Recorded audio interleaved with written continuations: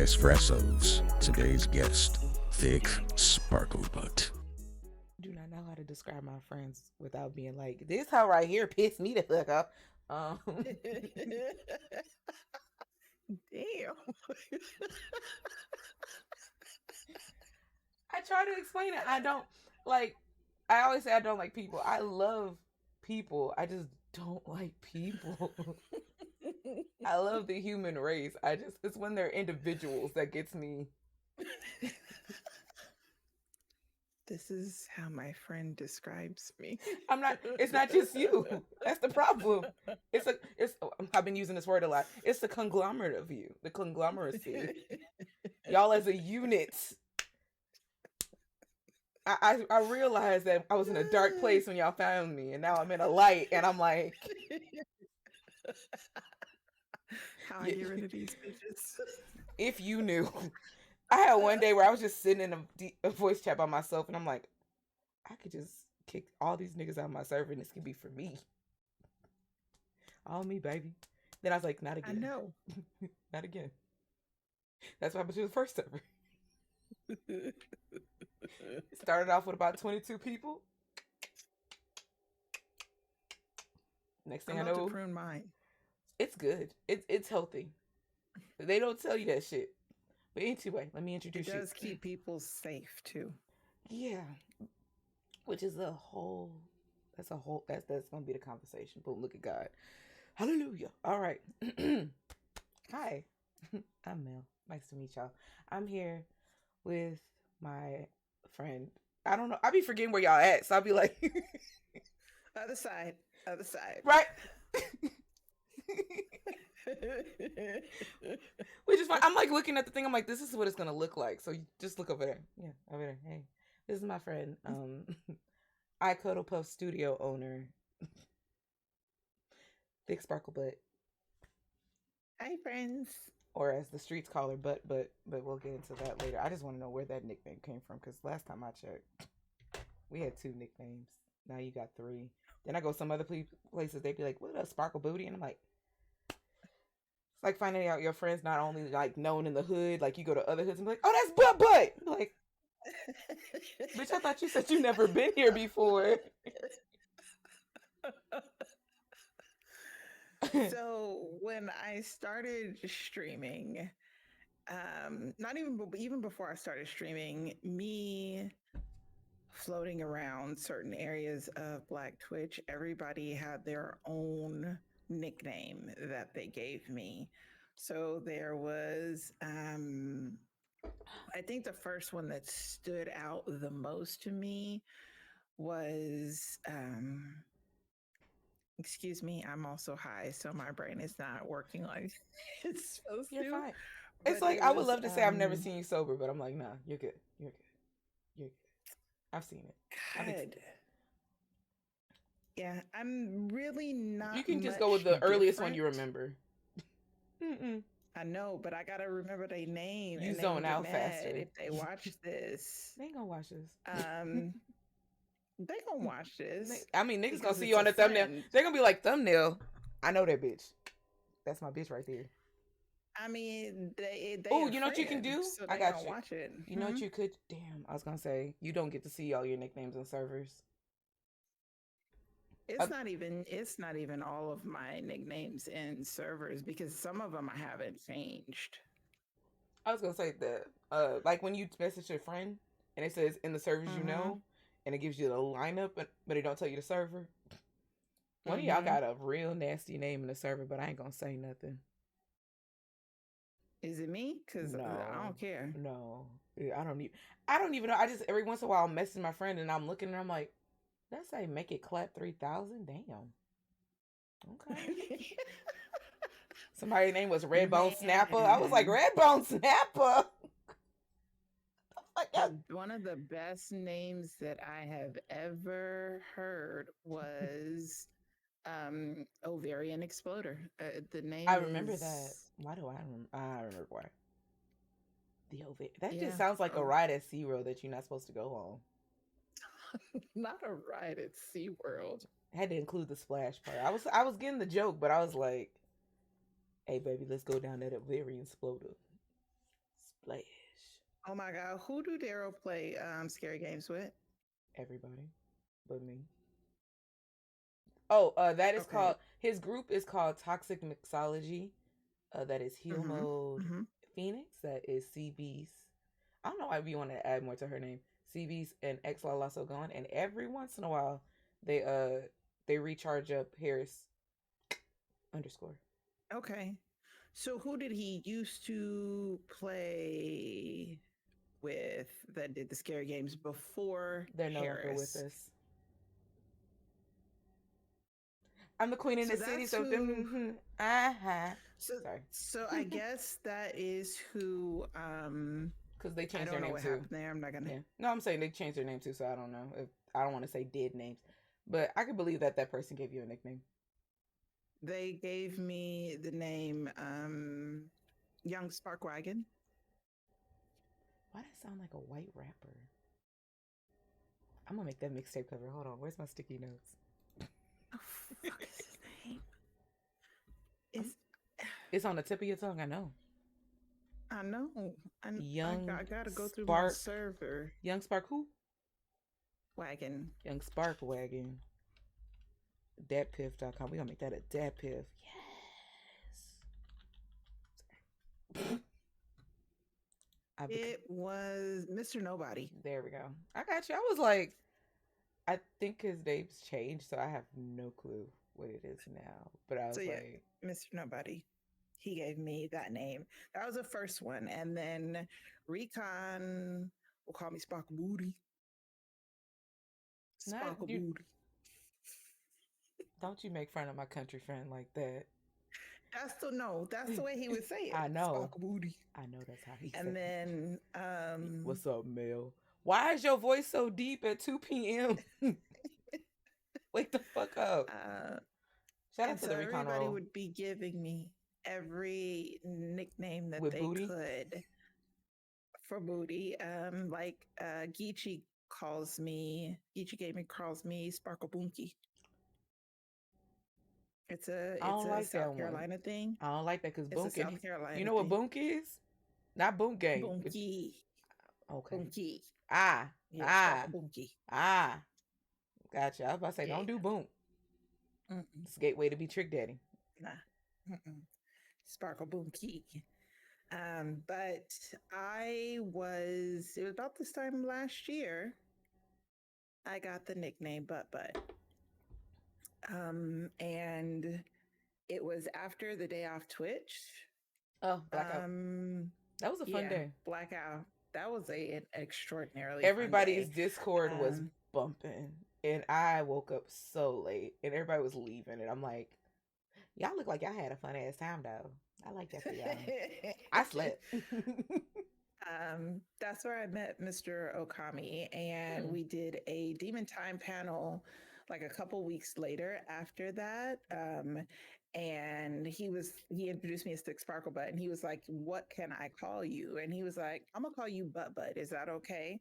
And I was like, "Yeah." And so his entire community took that and ran with it. Yeah. And I would go places and I'm like, yeah, Butt. thick. No, but no, thick. Thick. With a Q at the end. I was like, I can tell where you're from because over here it's and then it's not a K, it's a Q with a little dot over the Q. Like, don't do that. That shit used to kill me. I'd be like, what? But like, she ain't even from the South like that. Why would y'all do her like that? And then I was like, somebody then took that name and said, you know what? My Scorpio child. I get it. All right. It would kill me though, because every time we would go somewhere and somebody would call me something different, you'd be like, you want them to call you that? I can make it stop. Them like that? Because that's a very personal name. Like that.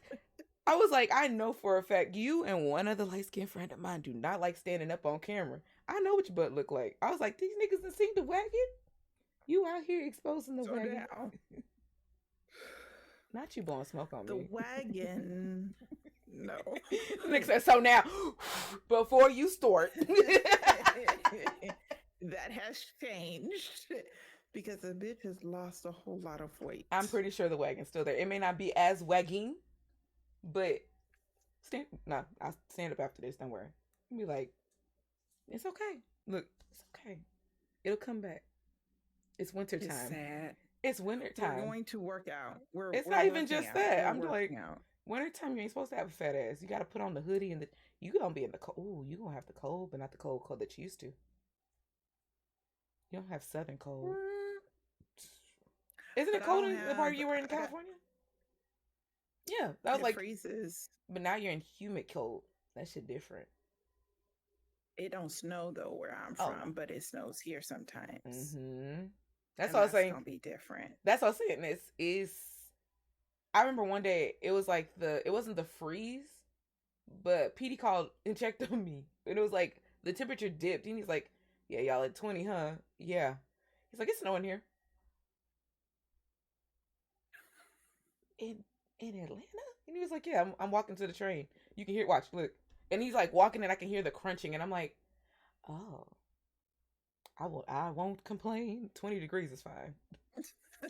I got me some Target ass boots that I can only wear maybe when I travel and 3 days out the year in Houston. I ain't never gonna complain again. And once I heard that crunch, I was like, "You got that, G." Let me text my mama, make sure, see if she can send my boots because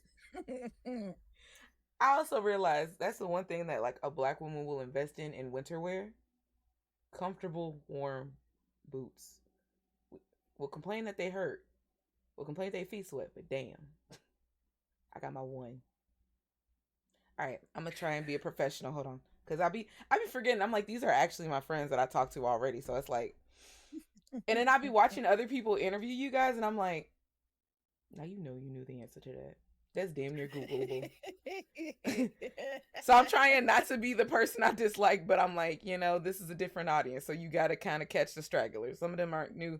They ain't catch up to your campaign, as Mr. 2 Chainz said once in a song. Don't nobody know me. Remember that time we were in a VC and you're like, I don't want to stream. Nobody's going to want to watch me. I'm over 40. Nobody wants to see an old gizzard. Wait, what you call an old geezer like me? Who's going to come to the streams? Bitch, you made affiliate in like 2 weeks. Shut the fuck up. Shut the fuck up. Not only did you already have the followers, there was no grind. You literally just was like, if I could turn the camera on, I'm going to play Outriders. Oh, geez, remember when you played games? You were playing Outriders. Detroit Becomes Human. This gaming cafe, you were like, you know what? Fuck these kids.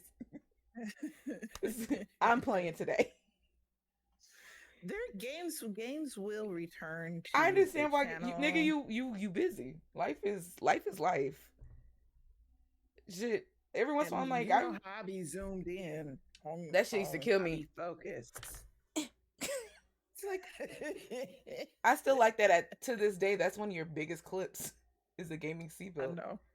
I'm like, nigga literally was just like, oh, I have to put my. I was like, before TikTok, that was your TikTok. That was the TikTok of the year. They would have been like, fans love this. That would have been your one. I used to be like, my friend's so goddamn nerdy. Just, and then you would just see you in the chair. I was like, and then everyone starts like a heartbreak. And I'm like, why is she moving? But every once in a while, I'll be gaming and I do it too, and I'm like, I see it now. I get it. You gotta go with the traffic. All right, let's see. I'm gonna try and do the question differently. What is one song that describes your Twitch career? Ooh, right. Oh. See, made you ask thinking. You was thinking I was like, tell me about yourself. Nah, bitch. Twitch career. I'll wait. Because I wouldn't even know the answer to that shit. Damn, let me open up my Spotify. Take your time. Look, take your time. While she does that, I'm going to do a brief description of my friend here. You know how you have that one friend, they're a little older than you, just a little bit, not a couple years, and they be talking to you like they your mama. That's it. But she does it in a way, like if you have mommy issues, it don't work. Should be going over your head, but you're like, at least she cares. Vic is the friend that Thick is a friend to all and a hater of very few. You gotta That's true. really, you gotta cross a boundary for her not to cheer you on, which is unheard of in a lot of circles. But I feel like I'm doing your You really do. obituary. I don't like that. Um, Thick is the kind of person will open Twitch, go to what's that shit called? Tags. Look black up, look black, and maybe some weird ass other thing. Like it'll be like, today I feel like watching a black person eat Albanese gummy bears. Black Albanese gummy bears. And then goes to that person's stream and may not say nothing, but will be there cheering them the fuck on, like, you better eat them motherfuckers. That's Thick. Thick is also the person that's like, what are you doing in your community? Okay, me and my community are gonna show up and go beyond and be above, beyond and above. Be That's the above. word. I don't know what It's above us now. my ass felt It's like above us now. I said it so many times that in my head that I heard bidet, and I'm like, that okay, ain't no damn D in that word. I think I do drugs. I think I be hitting something. Clan. After I've experienced it when I went to Jersey. That's I see why niggas. I see why people are like, I can't go back. It's like that bidet a nasty nigga. I'm like, you eat anything. I like you. Even on my worst day, you still want a bitch. I love it. I think the worst part was I didn't know you could change the temperature. That when I found that out, I was like, man, can I go to sleep? I'm good, baby. It's the way. I'm about to go get one installed. I was about to say, they literally every you put it on yourself. I know. Yeah, I was gonna say every 2 Prime days they have one on sale. Every 2 Prime days. Every other Prime day, I guess I could say, because I think there's 2. We know Fat Kids Deal's gonna let me know. Fat Kids Deal was selling urinals the other day, and I just really need to know who was in that bad of a need. And they said, hey, when y'all got a urinal, let a bitch know. Like, why was that mass sent out to the masses? Because I would have been, if I had a house, I would have been like, ooh, who cleaning bitch, that? I can make my nigga feel real at home. Just put this in this, baby, this just for you. And you gonna clean it just for you. Because if there's piss on my wall, I'm gonna piss on your cat. I need to stop watching the Boondocks. It is becoming part of me. Did you find a song? Yes. What's your song? You a bad girl and your friends bad too. Got the swag. Which version though? J. Cole or Andre? The Andre. Okay. Andre. Just like we only recognize one version. I get it. I was hoping you were saying Beyonce for those. For those that are not in the know. Yes. Featuring Andre 3000, the only version. I mean, the video's nice. But, But yeah. That wasn't even dreadlock J. Cole. Because my girls are my foundation. What girls? My niggas, my Wednesday wisdoms partners, my MelaninAndEspressos. Don't know her. My Zadie love. I know that my one. Atiana 83. Good person. Them 3 right there. They bad bitches. They bad bitches. Only on they Sundays. Keep me afloat. They bad bitches all the time. Oh, while you're here. They keep me afloat. Yes. While you're here. Because I'm tired of people going to ask me, why is Wednesday Wisdoms on a Sunday? I'm so tired of that question, and I want to make sure that I can clip this. I'll put this on my TikTok. I get this question at least twice a week. We cannot have had one in 2 months. I still get that bitch. People will be looking at me and be like, oh, so by the way, I just have to know. Because, nigga, when niggas is available. So... it was when we're all available. That's number 1. Mm-hmm. Number 2, more people show up on Sundays than Wednesdays. And that after church crowd. And not only is it my amazing, amazing friends who make the stream, but chat makes the stream even more funny. Oh, so I like to have those on Sundays when more people show up and you get more interaction. More of a reaction. It goes wild. Yeah. Yeah.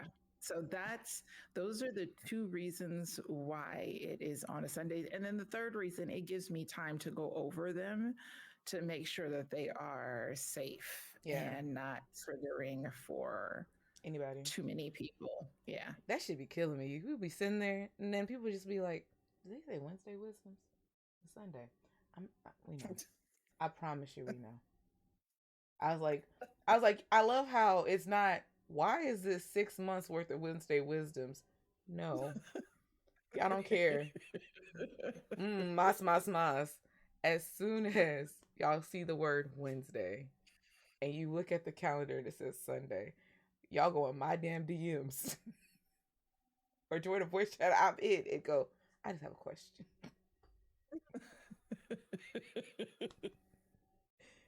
And I appreciate that y'all know I'm attached to the project, but damn.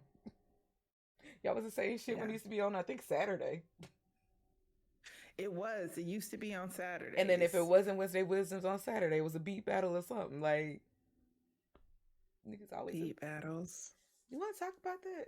I mean, because you know me. When you talk did one of about your it. interviews, you know, I was in the chat saying what I wanted to say because that the streamer told me I could be my motherfucking self. And so I was talking about that. I mean, we can talk about see, it. this is the fun thing, right?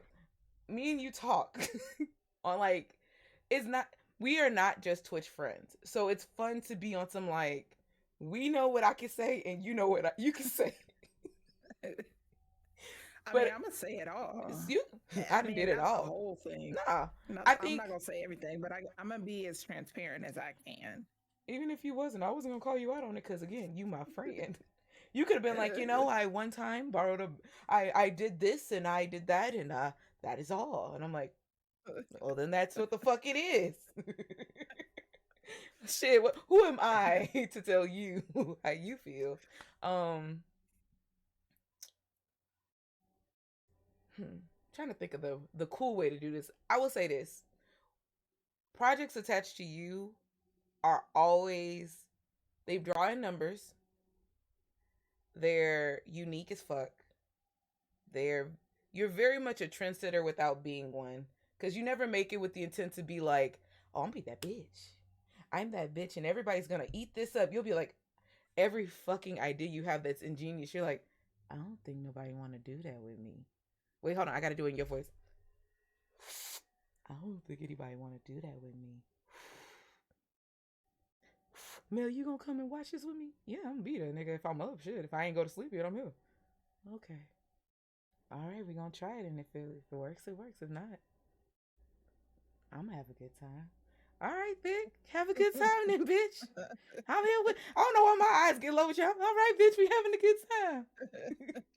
That contact high as fuck you the camera. Beat battle. That's a big one. How did the first one come about? This bitch gave my boots away. I do by the face. You want me to pause it? No, it's all right. She said she gonna get them back. She better get them back. Imagine that person. Imagine that person looking like, oh. I know who she gave them to. She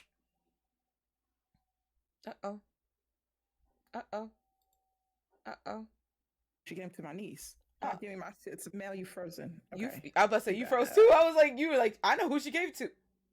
I was like, she gave it to my niece. Oh, them gone.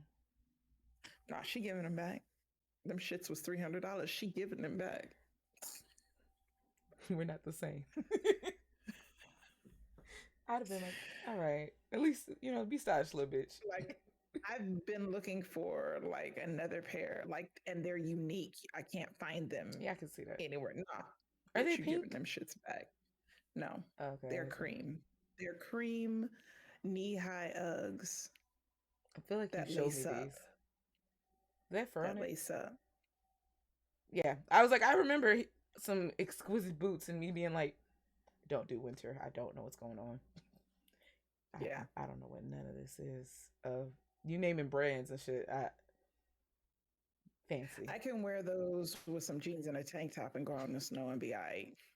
That's how hot them things is. Be sweating. Walking If around you in some Daisy if you Dukes and want a goddamn bandeau top. I'm good.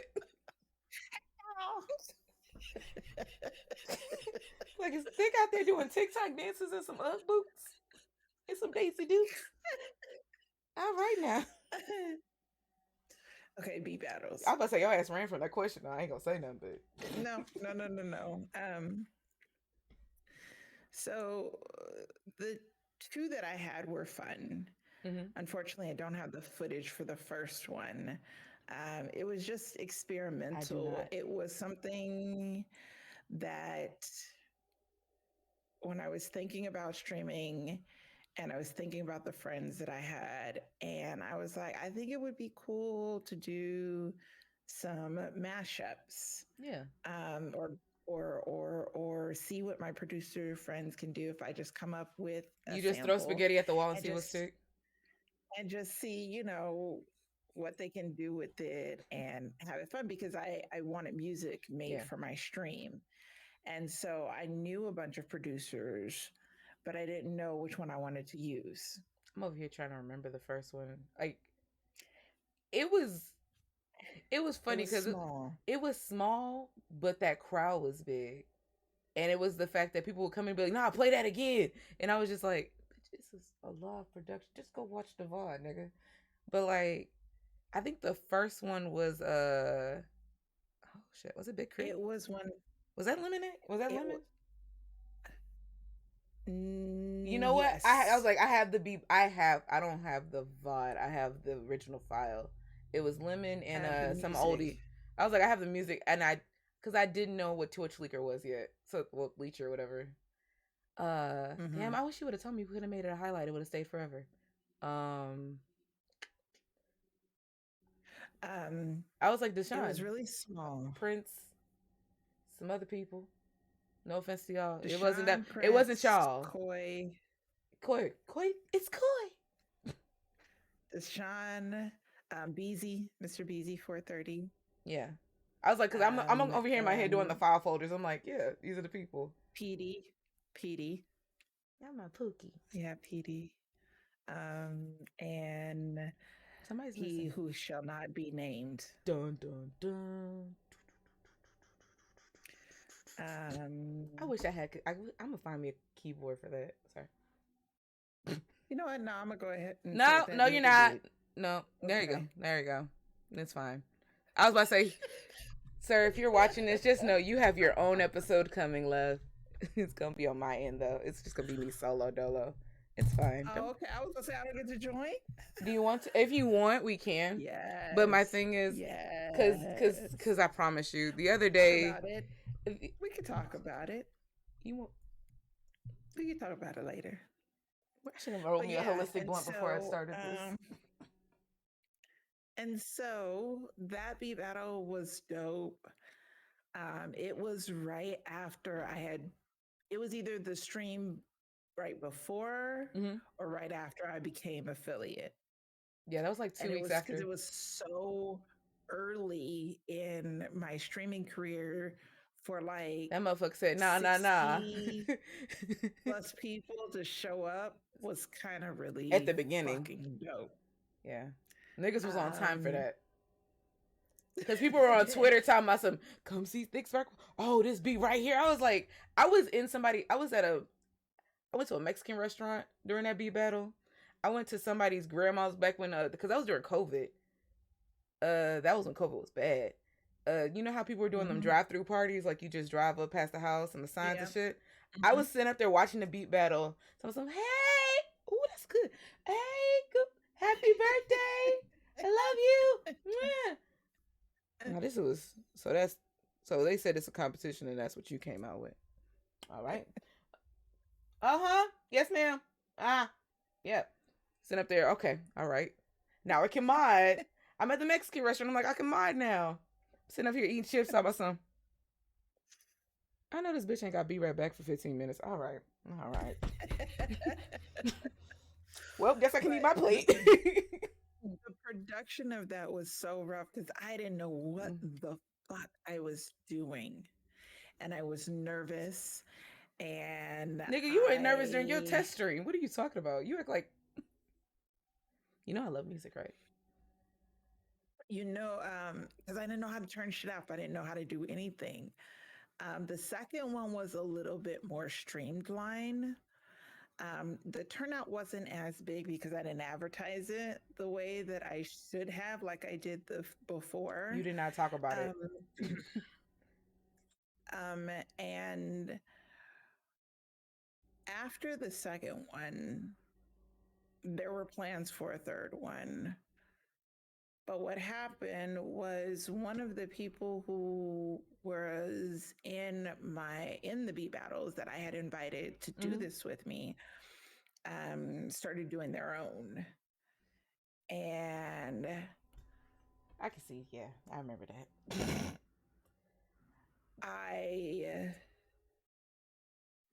You can say it, because if not, I say it. I was hurt. Yeah. No, I was hurt. Because it was kind of like that was my original plan or thought, and then you were a part of it. Yeah, I was like, I invited you, and it's like you invite somebody to your home and be like, I'm gonna get a house just like I want a house. I want your house. Be like, because again, that was in the beginning, so that could have been something you did the yearly beat battle of beat battles, and I could understand. And they were doing it on a regular basis. So it's no longer unique when you do it. It wasn't even that it was no longer unique. I didn't think that anybody would want to do mine anymore because I wasn't a producer. But you had people. And so I wasn't a producer. And it was already being done on a regular basis. Somebody else was already doing it on a regular basis. So what was the need for me to do it now? But I got over that. Because, you can't hold on to an idea forever. People are going to pick it up. They're going to take it. They're going to put their own spin on it. Why are you laughing? Tell me why you're laughing. And you can cut it out, but you can tell me why you're laughing. The defiant kid in me, I grabbed my own lip and I forgot I had lip gloss. So my hand was sliding off. So you're like, people are going to take your ideas. And I'm just like, I'm trying to grab it. And then you're just going on to describe having your ideas stolen. And I'm like, bitch, now I know. You know I know. But this is my thing. This is why I'm mad. I'm going to tell you why I'm mad about the third beat battle. I was a part of the third beat battle. And you're like, yeah, Mel, I'm proud of you. Come on. And you're like, don't worry about it. I was in band labs sweating. Because I remember to this day, it was Dan, Imagination. I still to this day have that in there just in case you ever pull that bitch out. Because I was like, I worked hard on that shit. That's what that actually was the thing that made me learn band labs. Was trying to do that because I didn't know what to do, and I'm sitting up there like, what is sampler? Oh, okay, all right. Now what? Oh, let's keep going.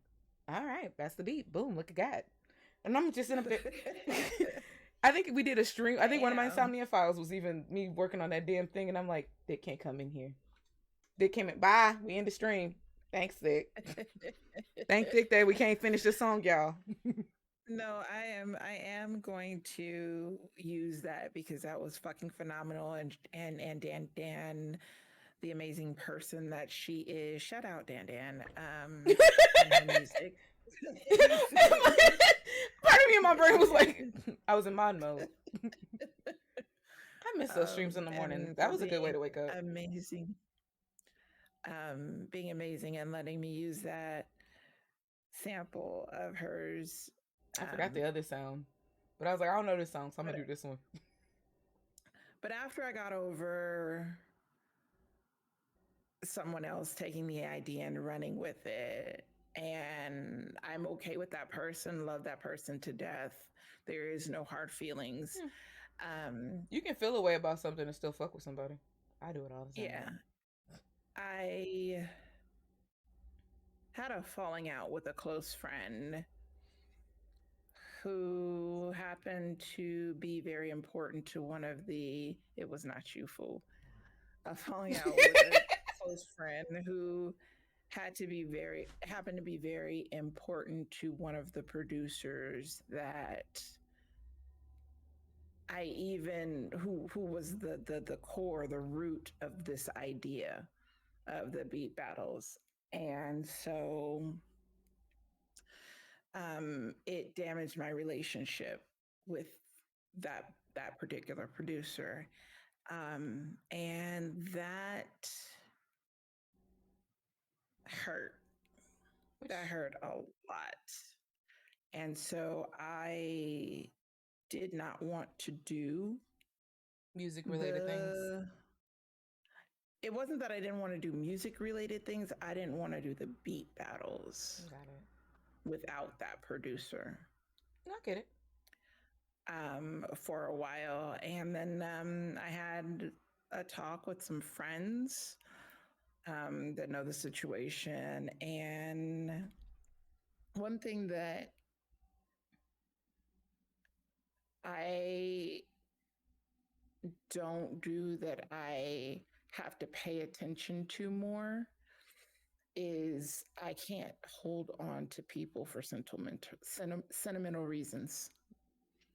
I can't hold on to people for sentimental reasons. I wish I could. And there we go.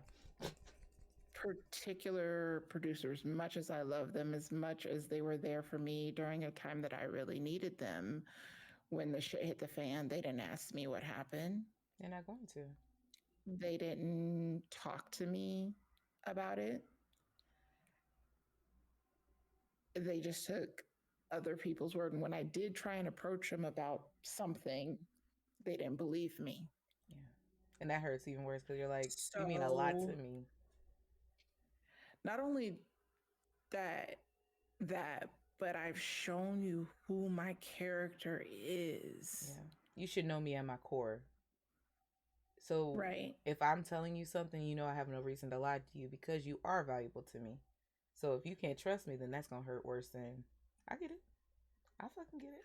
So recently, I have come to terms that I'm going to do the beat battles because they're amazing. One nigga don't stop no shine. Look at Birdman. I have other talented producer friends that people need to know about. There is music that needs to be made that the people needs to see, and there's content to be made. They're fun. Yeah. Yep. I'm gonna be, and this is gonna be when I become the Ayanla friend again.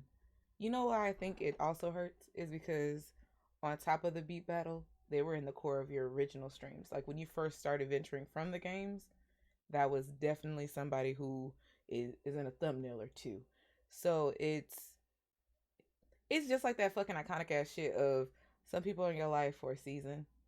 Some people are just a fucking twig on a tree. Some people felt like a fucking stump. And the motherfuckers was really a stick the whole time. You'd be like, you bitch, you could have told me you was a stick.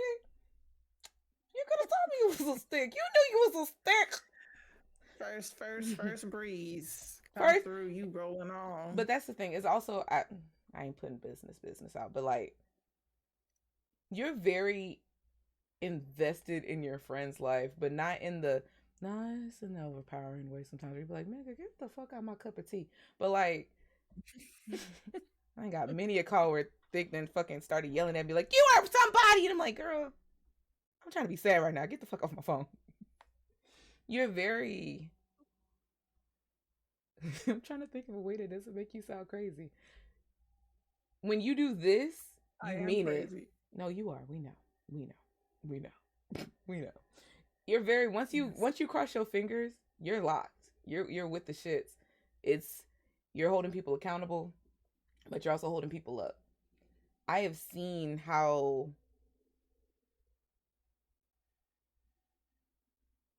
it's weird trying to talk in like 8th person. I have seen you go and above and beyond for certain people who, when that breeze hit, motherfuckers is all the way in Tennessee. Like, I get it. So I get how you feel, and I'm happy that you came to your understanding of like, you can't hold on to people. Niggas...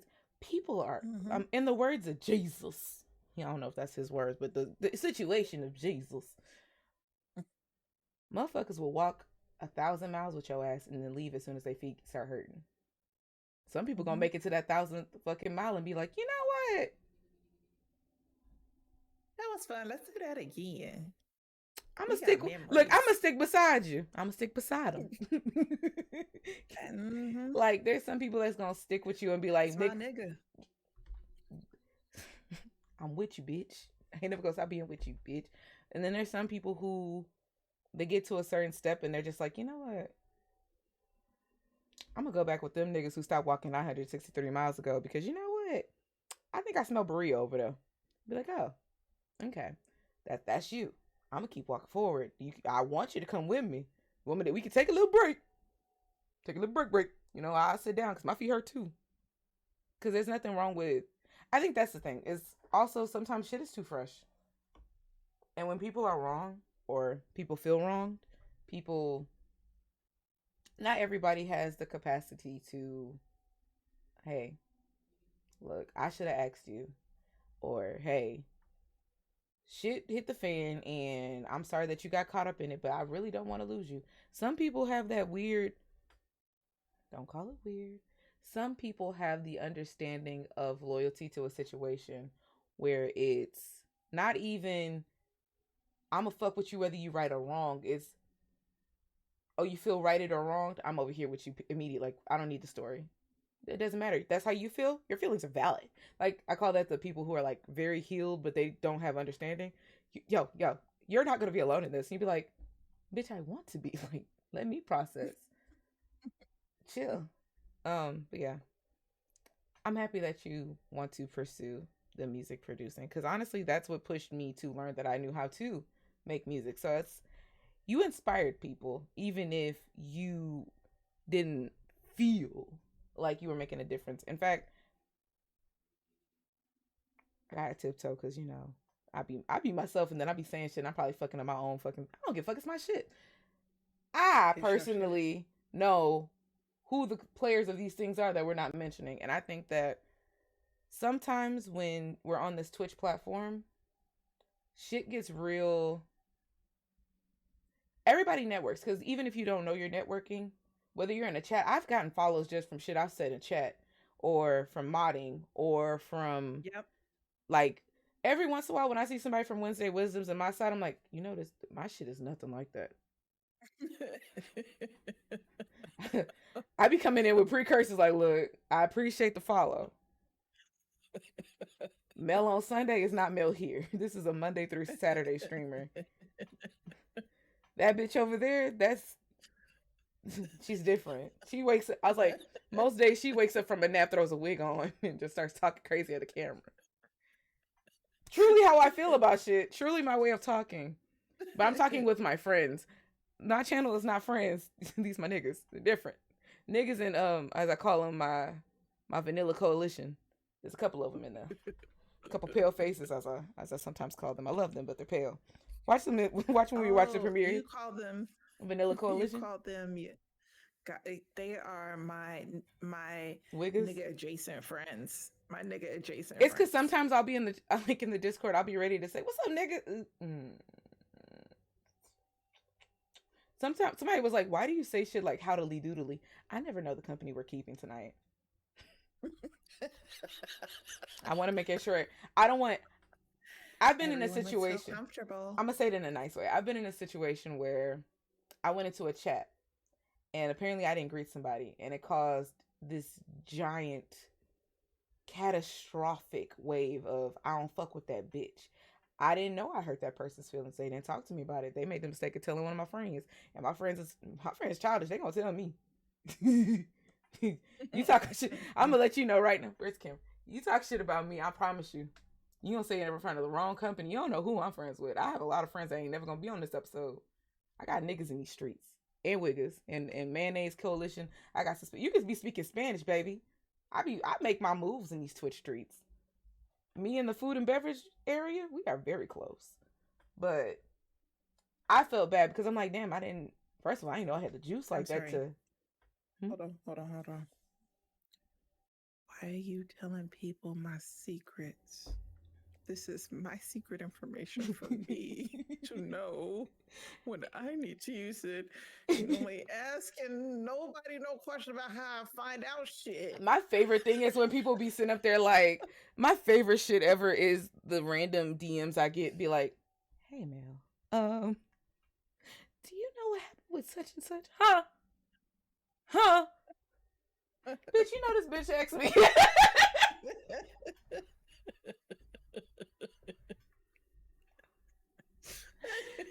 Do I know? Maybe. Nah. Sometimes I do. Sometimes I don't. But like, or I can get to know, but I don't do that. But like, it hurt my feelings because I'm like, damn, I'm Southern hospitality, but you gonna get greeted. Was you lurking? Did you say something? When I say I scoured a VOD, I I asked that person to unpublish it, and I'm an editor there, so I literally looked at the VOD back for from the beginning before that person even said anything to the end. That person never said a word. So how was I to know you were there? And I felt horrible because I was like, I was on vacation with the shits, and I'm like, what are you? What? I did. And I'm just sitting up there like, well, now I'm an extra greet. Now, if you go anywhere I'm at in the chat, what's up? Hey, how y'all doing? Everybody ate? Y'all good? And I'm like, I shouldn't have to move like that, but apparently I got the juice. I got some, I got some whop ass friendship. I ain't know that. All right, let's see. We did beat battles. You've done others. Let's talk about how did paternity court? Because honestly, I'm not gonna say you're the first person to watch TV, but I ain't never seen so many people watch court. I was like, you're the first person I saw doing court shows. Everybody else is doing food, Hell's Kitchen. I done seen enough of that damn, what's that shit? The Science of Food, level 1 to 4 shifts. I done seen it all. Yeah, or very, very old Jerry Springer episodes. But I had never seen anybody watching literally every fucking day paternity court. So, shout out to Afrolista, who is one of my favorite artists on this platform. One night I was up late, couldn't sleep, and when I'm having a fibro flare, side note, I have fibromyalgia. I was gonna come back to it. Didn't know fibromyalgia? That's the thing from the commercial.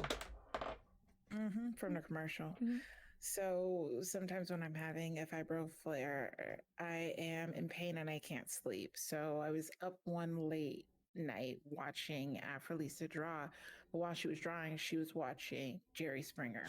And I don't mean Jerry Springer like the one we know now, 2010 Jerry. I'm talking about 90s, early, dingy super ass, toxic. Got that gray smear on the camera. Yeah. Laughing at midgets streamer, Jerry Springer episode. And I was high and laughing so hard. I almost threw up a couple of times. And I was like, you know, I need to do this because I like watching TV and talking about funny shit with people while I'm watching TV. And so I was like, what show could I do this with that I love, that I could talk about this dumb shit with? I was like, paternity court. I said, I'm going to do this, but I'm going to do it with paternity court. Yeah. And so that's how it happened. And I just one day was like, y'all, I need y'all to see this shit. It's somebody come look at this. Somebody come look at this. And then you're just like, now you're here. I ain't got to sit up there and look. Y'all right here. I got it. That makes sense. Yeah. Let's see. What other iconic stuff do you do on your channel? Wednesday Wisdoms, but you know you're tired of talking about Wednesday Wisdoms. Let's go to your real friends. It's cool. We'll talk about your real friends. Relative truths. Is it unrelative truths? Oh damn. Relative truths? Not my real friends. Your real. This shit done changed names so many damn times. I didn't come into chats thinking this is a new podcast. It's called Relative or whatever the fuck. I thought it was Relative Truths or whatever the fuck. Relative or whatever the fuck. Yeah, let's talk about your other friends, your real friends or whatever the kids call them. That's cool. So my other set of friends, relative or whatever the fuck, came from. It was born from the Demon Time podcast. Who is in the We had relative on Mr. relative or whatever the fuck? Okami's channel. It is two people that I met from that day off. No, from that particular podcast. Well, I met Mr. Okami through a raid from Majestic Madness. Got it. 15. And then when Mr. Okami had the Demon Time podcast, he invited Mr. Wilson on. Got it. And Mr. Wilson is kind of like a youth pastor, basketball coach, Christian person. And at the time that we did that podcast, I was breaking away from all things religion. And so, sorry, listening to him, that's okay.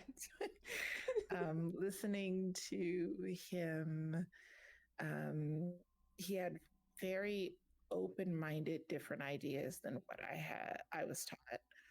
And so I thought it would be interesting to get the two of them together with someone else and do a podcast. And so I was like, hey, I need another girl that doesn't necessarily think exactly the same as me, but somebody who knows if we disagree on something, it is just that we disagree on this. It's not I hate thing, you. I ain't beefing with you. And it right. And so the person that immediately popped into my head was the very first guest I had on my stream when I became affiliate, and that was Sweet and Sour MD. I love it. And that is my friend. That's my friend, y'all. And she a real doctor and stuff. A big ass real doctor. If you fucking with hood ass niggas, I love that for her. Like, I can't even say most of these big words. Okay. Is we still let me the same? Oh Lord. You just tittying all over the place. It's the fact that I forgot to say boobies, and I'm like, I'm just shaking my, and I'm like, boobies. Don't mind me. Why I wore this bright ass shirt? No, I'm gonna be distracted. I'm listening. My favorite episodes of that podcast, even now, still are the ones that had her in them. And those were the ones I would sit there and just go. It's like, these niggas is talking. It's funny because I know people will always be like, ooh, I know they ain't gonna be talking afterwards. And we would just be like, oh, I love you so much. It was the fact that y'all would be sitting there. I remember there was one episode I was sitting, and I was watching it in Discord, and something happened, and everybody just, yeah. Well, I said, well, I'm gonna stand on what I said. And I'm like, I was like, this is a relationship, you know they gonna fuck good after this, because I hate you. I was like, this is a very I hate you, Jody situation. I hate you, Jody. I love you, Jody. Like, I wish I could remember. It was like, y'all had talked. It was because it was the longest episode too, and I was just like, these niggas won't shut up. Raid out. Just raid out. It's like, I'm glad I'm not a mod over here. It was on Mr. Okami's channel too. I was like, I'm so happy I'm not a mod over here. And then I kept on saying, ooh, the girls are fighting. And Mr. Okami's, no, Miss Mel, we're not doing any of that. And I'm like, I know. You sound like parents be like, we're not fighting. I know what the fuck a fight is. This passionate ass conversation. Niggas is hurt. Yeah. No, I'm kidding. But y'all have adult. I used to say being sitting at the adult table, and when it's very, y'all are very transparent, right? Mr. Wilson was very much the person that's like, I love my life. I love my wife. I love my job. Oh, this person talking in the chat, that is one of the people I mentor. Mr. Okami's like, peace and blessings. Black women are ethereal. I just was like, I see the incense waving without the kufi. I'm like, I love it. He's like that center. Like, you don't want Hotep. You don't want my sister. I'm a black poet, but I've been around fuck niggas enough to know I'm not one of them. He's very earthly, you know? And then there's you, Consum. Mm-hmm. But I said what I said, so Like, you were giving very much who gonna pop me, and then so I'm like, they said what she said, and then Sweet's just like, you know what?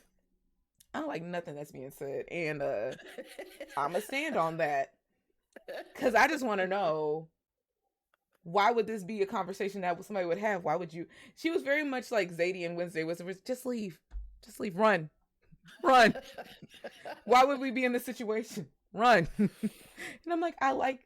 There's not very many times where y'all all came together on the same, not say ending, but y'all all came back to the same. Like, I agree. That is also how I think. It was very much four motherfuckers just from four different walks of life, showing how to think about shit. And that's what I wanted to show. I wanted people to be open enough to understand that you can have conversations with your friends, and not disagree with them, and still be damn good friends at the end of the day. Like, this whole divisive thing of your politics ain't my politics and all that dumb shit, like, it don't really have to be like that. Your friends don't have to think like you. Right. In fact, it's better if they don't, because imagine your ass is sitting up there, you know what? I think we should rob a bank. I think we should do that. I think that's a good idea.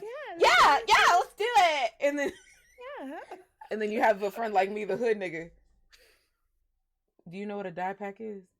No? Oh. How you gonna get away? That's a hood nigga. You on bikes? On bikes? Ooh, that's so cute. Quiche. Not all the time, because sometimes even in my black circles, I'll be like, hey, man, I think we should do acid. Y'all do acid. Y'all want to do acid. I'm very much going to be the person that eats a snack and watch y'all trip out for about 30 minutes. This it.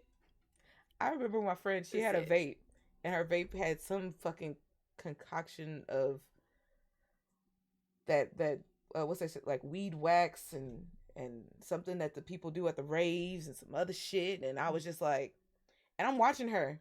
The girl's just, I'm like, I was like, this bitch didn't hit goddamn heroin in front of me. And then I remember I tried to push her over and she failed. So I was like, okay, we're good. I had to make sure that bitch wasn't going to start contorting and trying to bite me. Now, bitches always going to go for the fat bitch first. Let's see. I always want the fat bitch. They always want the meatiest motherfucker in the room. You don't ever bite the skinny bitch. Let's see. I mean, I am a former fat bitch. Former. Very, very former. Formative years former. And I can understand. I understand you be a little hungry. But damn. Not eating nothing. I'm slow. Because I'm too lazy. You don't get your cardio up? So I've been waiting for the zombie apocalypse. I understand why you won't go for the fat bitch first, because I was slow and lazy, and so I was an easy target. I get it. And you know what? I was the fat girl that would, when I did go to the gym, I'm on that elliptical machine, bitch, going. Titties just flopping everywhere. But you ain't gonna catch me. I used my scenario to make me work out, because I could not do the treadmill. That shit is intimidating, especially when you incline and all that bullshit. My idea was, if I pretend there's a German Shepherd behind me, and it's civil rights time, bitch, I'm good. I just gotta do this shit for 30 minutes and I'm gonna be home. Do my cardio, go do a Zumba class, get the fuck out of there. Drenched in sweat. That was me. I had to motivate myself. I'd be bored. I had to motivate myself too, but my motivation for the treadmill was envisioning that bad bitch that I am. Were you the one strutting on the damn? To music in my head. I'm walking. You the bitch that I be sitting up there like, making sure I was hitting that hard switch to make sure that I was getting them sides, One time I was at my college, there was a gym, and I remember it would always be the athletes, and I always said the freshmen because they found out it's free for us. I remember this one time, this girl came in, had on her, it was before Fashion Nova, but like some fit from someplace. That bitch got on that treadmill, didn't have headphones, and played "You Better Work, Bitch." Bitch was just going and going and going. And my goofy ass is, I'm pretty sure she was recording. I'm in the background going, and work. Because I'm just on the elliptical looking at this bitch like, it was like, nah, I want to kind of, got a hot body.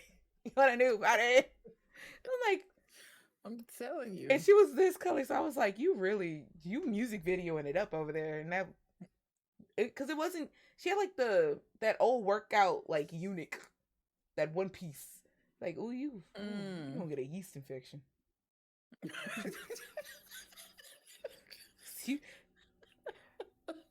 If it wasn't for my brother's wife talking to, because that's how she talks to her daughter.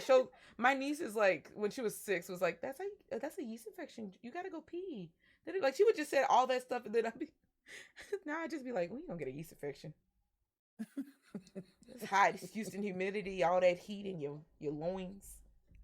Sweat. Going all southern auntie or something like that. Oh, I'm a southern auntie. She gonna get a yeast infection. I got four babies I look after. And a godson? Oh, baby, yeah.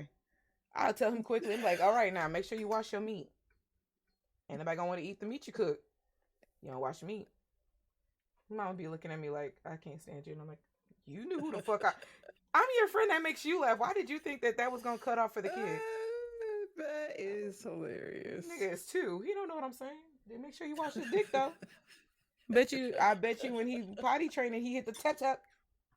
You're welcome. The bitch that he gonna talk to one day in life is gonna thank me too. Be like, yeah, the cleanest meat I ever had. You welcome, baby. Some of us have been hurt in life. I got you. I ain't never gonna put nobody through that. All right, that's enough of the Twitch stuff. Let's talk about let's see.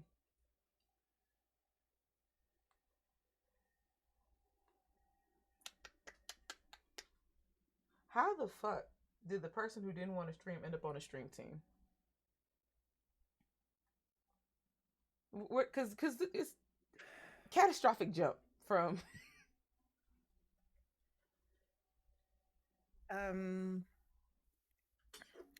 so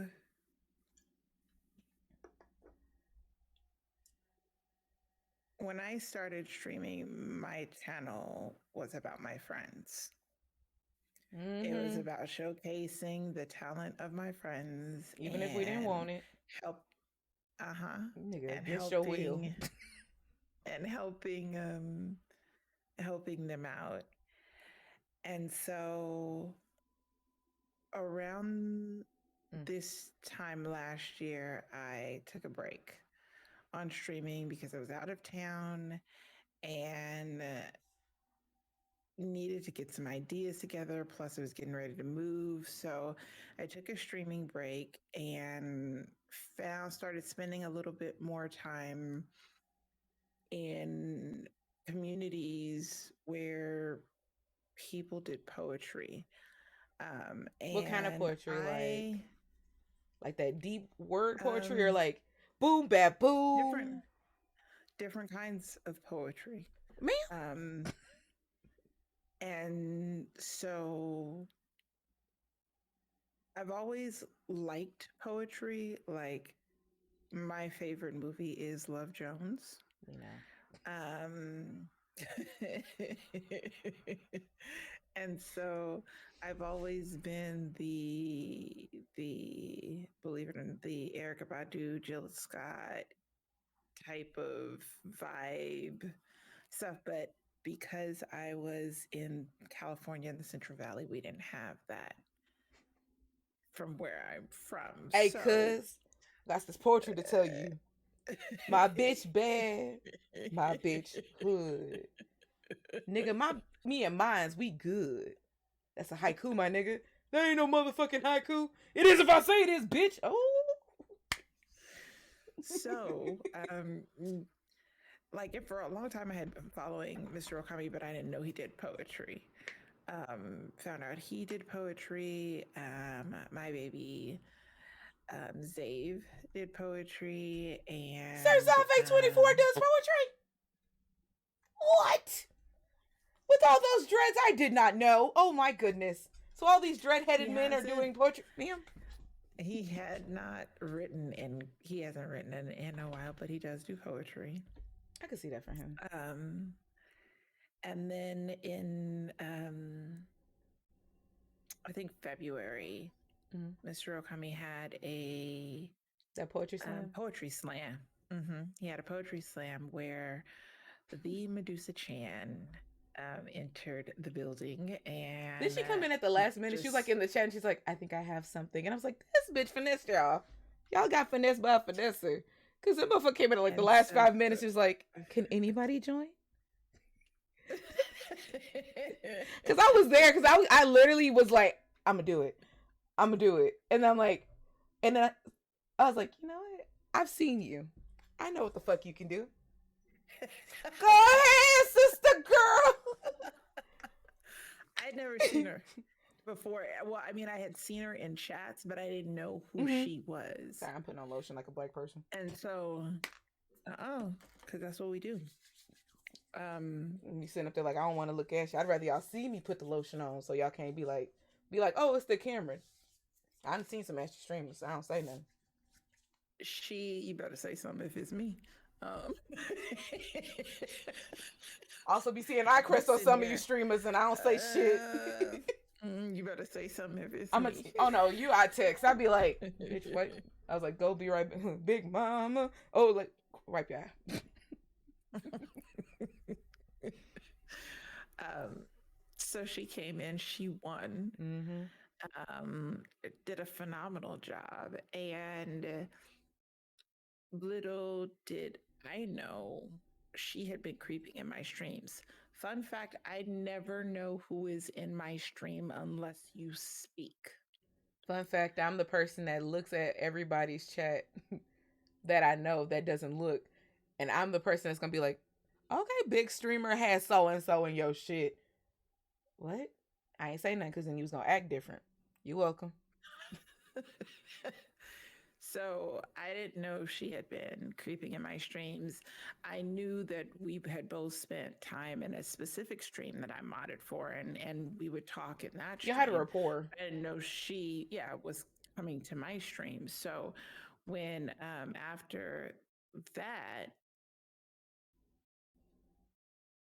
after she won the poetry slam, I'm going on about my business, and I think maybe 2 or 3 weeks later, she just DM'd me and was like, hey, I am thinking about doing something and I would love for you to be a part of it. And it was about showcasing the talent of the game streamers outside of gaming, which was what my channel was supposed to be about in the first place. It still is, but okay. So listening to her idea, I was like, I'm down. I've got ideas that I can help with, execute. I was like, I've got friends that I know would be great for this. Nigga pimping us out like clockwork. Sit up here pimping her friends out like clockwork. I am everybody's unpaid agent. No, you're not. No, you are the unpaid pimp. That's what you are. Nigga, it sounds cute to say agent. I know street term. No, trying to get y'all paid. Let me tell you what my DMs be looking like. Because I'm gonna do it in her voice. Hi, Mel. Okay, before you knock it, don't say no. Don't say no first. Give me a chance. Now I'm gonna use it in agent terms. I got this idea. I got this project. I need you on it. Don't say no. First thing I always ask, how many people are involved? Not that many. Small crowd. I know you don't like big crowd. Small crowd. What's a small crowd to you? What's the number? Not that many people. I don't know. I have all the names together. What's the names you got? About 14.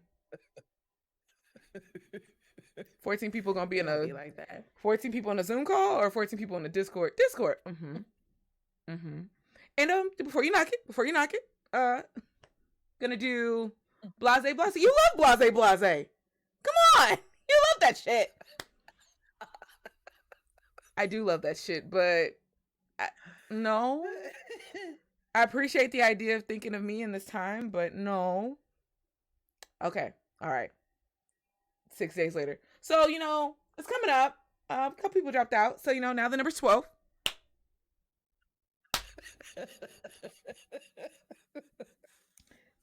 12. And they You moved the don't know date. Wait, me. wait. This is my favorite part. And they moved the date. It's now tomorrow. You don't know me. Okay, Mel. Okay, last chance. It's the morning time. All right, day of. 10 people. 10 people. And you know 2 of them. You know 2. You love them. You know blank blank from blank blank? Yeah. Think I made plans. I'm good. Oh, okay. We'll get you next time. Like, you are the most aggressive marketing agent of pimp services I've ever seen. The most. Like, I'm surprised you don't have flyers, because I'd be waiting for my digital flyer in the mail. Or I just open my door and there's like 20 flyers just thrown outside like we at the club. I've gotten a lot better. You have. I will say you went from shoving it down our throats to being like, just can you open your mouth just a little bit? I want to. No? Are you hungry? You hungry? You hungry? I'm gonna just leave this right next to you on your shoulder so you can see it. You're like, I don't want the cake. Well, it's okay. It's not a cup. It's not a cupcake or a cake. It's actually a cookie. You like cookies.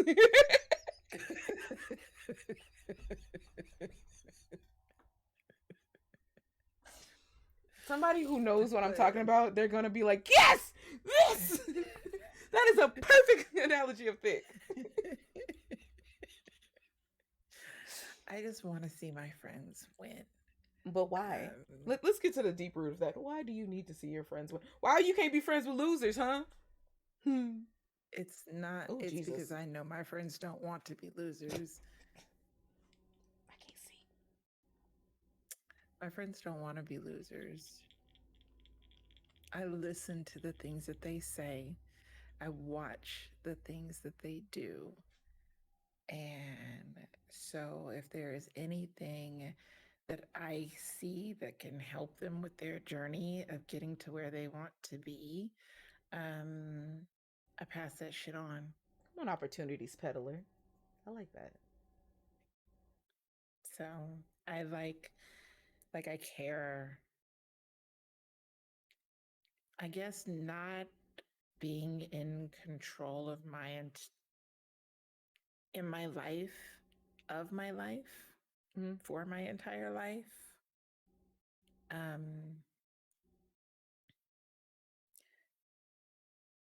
And not being prepared, I guess, for adulthood, because I know you know what I'm talking about. You know, I relate and I know what you're talking about. I think I got you. Want me to say it for you? I got you. I'm gonna say it in a soft way. Go ahead. I got you, bitch. Shut up, bitch. I got this. Shut up. I got this. When you come from a household where there's a word for it. It's called enmeshment, right? Where it's certain people in the family. Sorry, microphone. I did not mean to hit you. Certain people's ideals, values are more important than the whole. It's appease these people or make sure that this person's straight and nothing else matters. Your personal feelings, your personal values are not a factor in this. We are here to but its actual term is called enmeshment. I learned it in the book of this book. See? I'm gonna edit that shit too. It's like shing. Anyway, this book right here. Adult Children of Emotionally Immature Parents. It pretty much is just talking about like everything. Anytime you've ever felt, they give you a little quiz in the beginning, and in the beginning it asks you pretty much like what your childhood was like, and how it goes from like your childhood to now, and how you process thoughts and shit. And then it gives you little scenarios of like people like you're like, I don't know if that really apply to me. Then it gives you like, this is Brittany's story. But with enmeshment, especially in the Black family, it's like if mom's not happy, nobody's happy. That whole idea. Yeah, that's some toxic shit because mama don't run the show. Like, nigga, you need me, I need you. You need me. That's a Jesus song. Right. But you came from not only not say oppressive household, you came from that kind of culture at the house to religion, and when you got to the outer world, niggas don't. Okay, I had this conversation with somebody the other day. When I grew up, I didn't get, not say raised by my mom, but the lessons you're supposed to learn so you can be a functioning adult never came from in my household. It's kind of like, I get when Nick, like, I think that's why I like rap music so much. Like, the streets taught me, like, legit, the streets, XG's, Google, niggas who lived with us at a time in my life, uh, boyfriends, shit like that. The outer world taught me so much shit that it's like, how some people like value your mother and father. I'm like, I fucks with it or whatever, fuck my daddy, but I value the mom shit. But it's like, when it came to giving me the core of, like, how to shave my legs, how to, I didn't get that either. somebody was like, yeah, my parents talked to me about sex or wanted me to know. Baby, I learned by doing it. And when I did it, I didn't do it right. So like, a lot of those, My 14-year-old sister taught me about sex.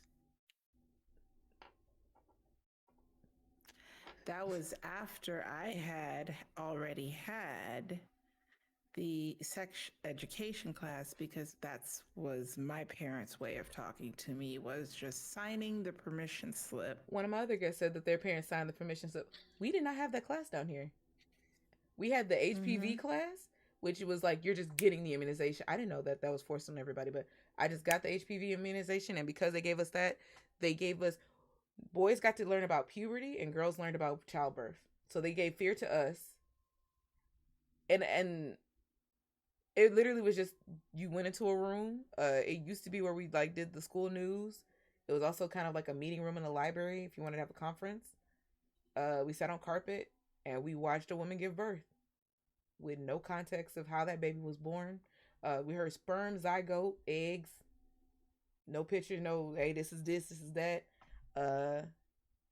It was literally, what was that, Mean Girls? Have sex, you'll get pregnant. Don't have sex, you'll get pregnant. Yeah, that's what it was. There was nothing about pleasure. There was nothing about. I found my Nemo because of a white woman book. I read it was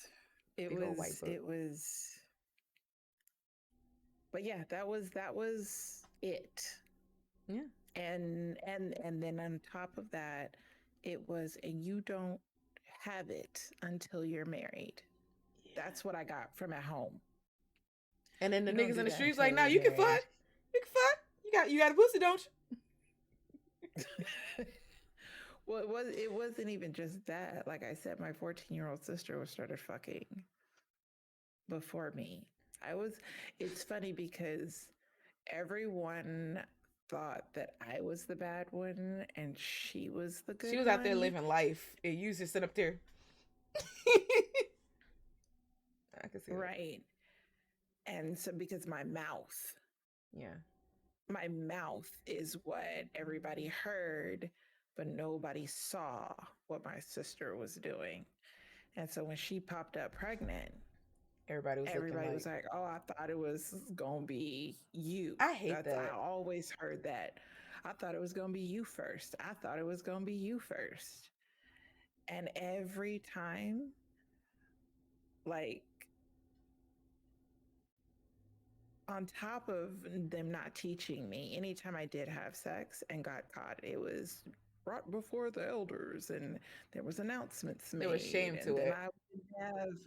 I wouldn't have privileges. And so, like, that fucked me up. Mm-hmm. My relationship with sex is fucked up because of that. I could understand that. I definitely understand that. For my church, like, you know, I was raised Catholic, so, like, we're not too far off from each other. It would be more like, a girl got pregnant at my church. My mom was, like, the choir admin. We were at church 4 to 5 times a week because choir practice. Oh, lectors practice. Oh, we have to do this. Oh, I have to go and organize this. And then church. This one girl in the choir, her grandparents or whatever, she would sing. She got pregnant and she was 15. They dog walked her like they was not just the baby of the group. And I remember being scared shitless to have sex because I was like, because she was so okay. Like, she ate that shit. She was like, it doesn't matter. Like, I'm bringing life into this world and I'm okay with that. they was like, "Ooh, you need to do this and do that, and you need to repent, and you can't have an abortion, you can't have a miscarriage." At that time, it was old school Catholic Church. So if even if let's say she did miscarry from the stress of the bullshit, they would have considered her a murderer, and she was already having sex before. Like they were just putting all these things on her, and I just remember being like, I don't ever want to be disliked this much by the community of the people that you grow Mhm. up with, and it's like niggas was talking shit about her to me, and I'm a child, and to each other, and I'm just like, You I don't. don't talk to them no more. Who, me? No matter how, no, I'm Oh saying that those were the things that I yeah. would, you don't talk to them no Oh more. no, that she fast and this and that, and then I remember one time somebody, in the same sense, somebody, trigger warning, somebody said that they were essayed by one of the people of the choir because it was her stepdad, and everybody turned on her, and I was just like, so is it because they're young women? Do we just hate young women in the church? Is it that men don't lie, or what the fuck? Because then everything that happened to that girl after that, like I think she was like, okay, I'm coming out, I'm gay, I'm this, I'm that. Everything was just, oh, she was just out there in the world, and it's just like, hurt people. I'm not even gonna just say that hurt people hurt people. Hurt people find ways to cope. Hurt people find things to run to when the thing that used to soothe them is the thing that hurts them. Mm-hmm. Whether, because I used to always be like, oh, people, like, my views of weed. I'm like, there's a lot of people who have to smoke because they cannot. It's not even that I can't function without my weed. It's I'm running from shit, and I'm going to continue running until I run out. And then there's some people who are just like, nigga, I just like to get high. There are some hankies in this world. There's some Mr. Towels of the world. Tally for South Park, and then there's some people who are Tally at the end of South Park. It's very, some niggas just like to enjoy the wave, and some people are running from shit. And I think, Yeah. I don't know, that's just, when it comes to religion, I still do stuff with the church because at the end of the day, my new dilemma is, this sounds so weird when I say this if you don't know the context. I want to help the kids of the church because I know what it's like to be young, and like back in my day, we went to like Catholic school, and then you go to church during Catholic school, and then you go to church on Sunday, and everybody knows you. And my church is so goddamn local; everybody's cousins and damn near related. So that shame isn't just at church. That's your cousin. Like your cousin is over here telling your business to the church. Now the church know your shit, and you sitting up there looking like the scarlet letter A, walking around the house and shit. So I go back and I do like Sunday school, and in Sunday school, my whole intention is just to put mental health, um, pretty much like you can take the lessons of the Bible, and you don't have to, if you don't believe in the characters, that's fine. I just need you to understand some of these lessons.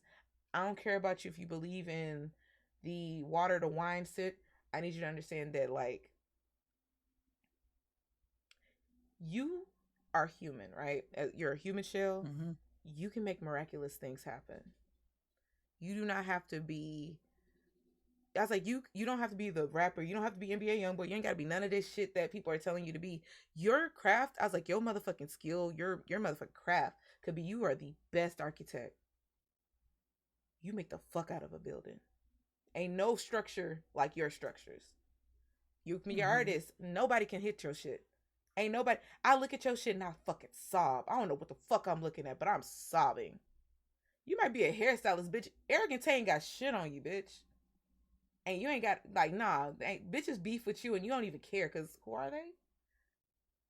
But that's just me. I understand. No, I used to, when I was still going, um, and still keeping friends, I was doing the same thing, except my name was trusted. Mm-hmm. So parents were more eager to let their children go with me. Yeah. So because they were more eager to let their children go with me, I would take the 15s and the 16-year-olds and they would come to parties that I would throw, or we would go to the Bay Area and I would pick up their crush and then, You would just let them be have a with them. regular So life. That's right. leave them. Even Come if it on. was like even with like with the kids, the 6-year-olds, I would grab all the 6-year-old girls, Mm-hmm. put them all in my car, and take them out for drinks. And they would get all dressed up, all cute, the way they thought, and we would have virgin daiquiris, and I Yeah. would make sure that they put them in those kind of glasses so Yeah. that they felt cute.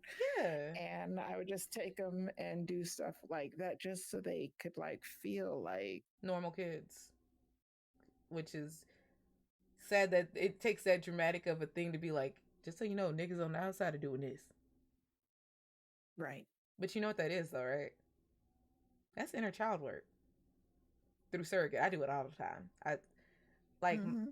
for me, my brother. At one point, I ain't gonna put my brother's business out there, but let's just say niggas was missing in his life, and I ended up raising his daughter when she was like from. I'm gonna be generous and say from 2 to 6. There were some times where she went back with them, but nah, I had it for the most part. There would be times where I would do stuff for her that I wish that somebody did for me. Like when I was little, my mom used to take me to get like she would do pedicures. So the place she went for forever. They would always be like, "Come here, Dada, come here," and they would just put little pink or clear, and you just couldn't tell me shit. I'm like, "Bitch, I'm cute." Mm-hmm. And I would find myself doing that with my niece, and I'm like, "I want you to remember these times." I was like, "You're cute with or without this." Or like if we go to the wig store, I'm like, "You want a wig cap? Come on, come on." When I was growing up, I think to this day the reason why sometimes I can get those streams where you see me and be like, "Damn man, where you came from?" And be like, "No, I like dress up. I just like to play dress up." I had a dress up thing, and that used to be. It's weird to say inanimate objects for my friend, but that dress up box was what got me through a lot of shit in childhood. Like, yeah, life is fucked up. House is on fire, but I look like a princess, and I have a scepter. But Yeah. that's that's that shit. Look at you, inner child working without knowing you inner child working. Proud of you. That book, that book that you have, it reminded me of a video that I saw that read the fuck out of me. And I just put it in, I just Oh, shared it with you. I know. You know, I'm youthful. I'm not as spry as I used to be. The kids still say spry. Okay, hold on. Hey, Sade, hold up. Let's capture this moment. Hold on. I got a scene for this because I'll be prepared for shit like this. Hold on. Boom. All right now. Okay now. Hold on. Not me deleting the damn part. You know what? This is why you can't take niggas nowhere. Because I'm smart. I went to college. 2 years. Didn't graduate. Still owe them niggas money. Please nobody act wild on Twitter while I do this. Alright. Look at God. Look at God telling me I know what I'm doing. Won't he do it? Mm-hmm. Alright. I don't know what this lady gonna say, but if she say something crazy, it's her own thoughts. Nobody come from the impact of being raised by an emotionally unavailable parent. I'm an emotionally absent mother. What's that mean? Well, it means I'm insensitive or unaware of your emotional needs. I seem like an involved parent. I'm at school functions and at every game you play, but I take very little interest in how you think or what you feel. I don't comfort you when you're upset or really care to see your perspective about anything at all. Well, that's intense. I like this penguin. I disconnected from my emotions years ago. I'm completely shut down.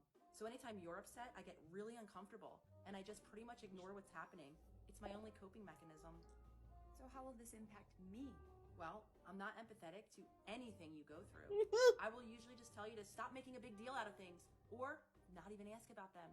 Because I'm so numb, your internal world really isn't interesting to me at all. So you're going to do everything you can to win my love through achieving, performing, or just trying to be perfect. You'll be so focused on getting emotional breadcrumbs from me that you won't really develop a sense of self. So you won't really know who you actually are. At the same time, you're going to be really conflicted because I do a lot for you. I take you where you need to go, I make your meals, I do your laundry, I provide for you financially, but you'll have this sense of deep loneliness. You'll develop depression or anxiety from being undermothered. So you'll try to find the love I never gave you in men, food, shopping, or anything else you can, just like me. I hate you, Thick. I hate you. I dislike you.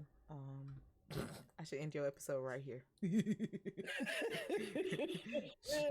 Should end your fucking episode. I didn't ask to be read by proxy. I'm an emotionally absent mother. All right. Whew. I'm gonna just turn myself back this way. I'm not even gonna lie. It's nothing worse than like at this stage of my healing journey.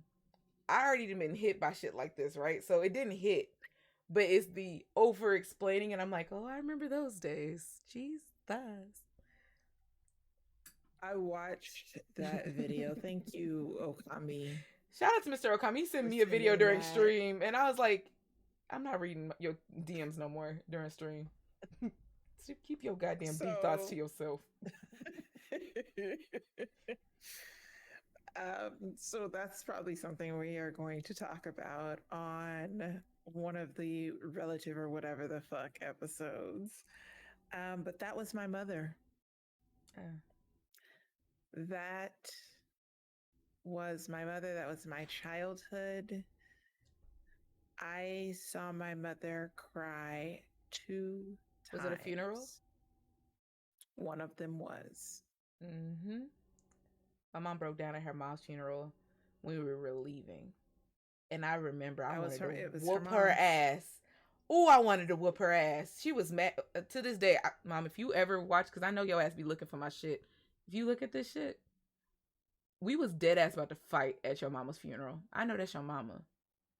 But I was going to whoop your ass. You was going to have to put me in jail. And I'm going to tell you why. Not you telling your mama. There's certain. Her wig. I bought it. I know. I take it back. I styled it as many times. Let me tell you what my mom does. I wish I had a. There is one. Let's say this is what my mom does. Excuse me. I have a wig on a stuffed animal because when I go away from my camera, I want y'all to be able to think of me. My mom will give me a wig like this, right? The strap wouldn't stay on.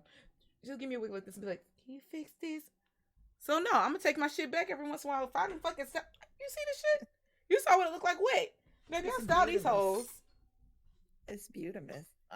I told her about a 20 fucking wig. She gonna go to Love Me and get the fake Love Me. How you get fake Love Me? Anyway, digress. Love Me sponsor me. You have to teach me about wigs. I got you. When I come down, I got you, babe. This is my thing, right? When my grandma passed, my grandma is I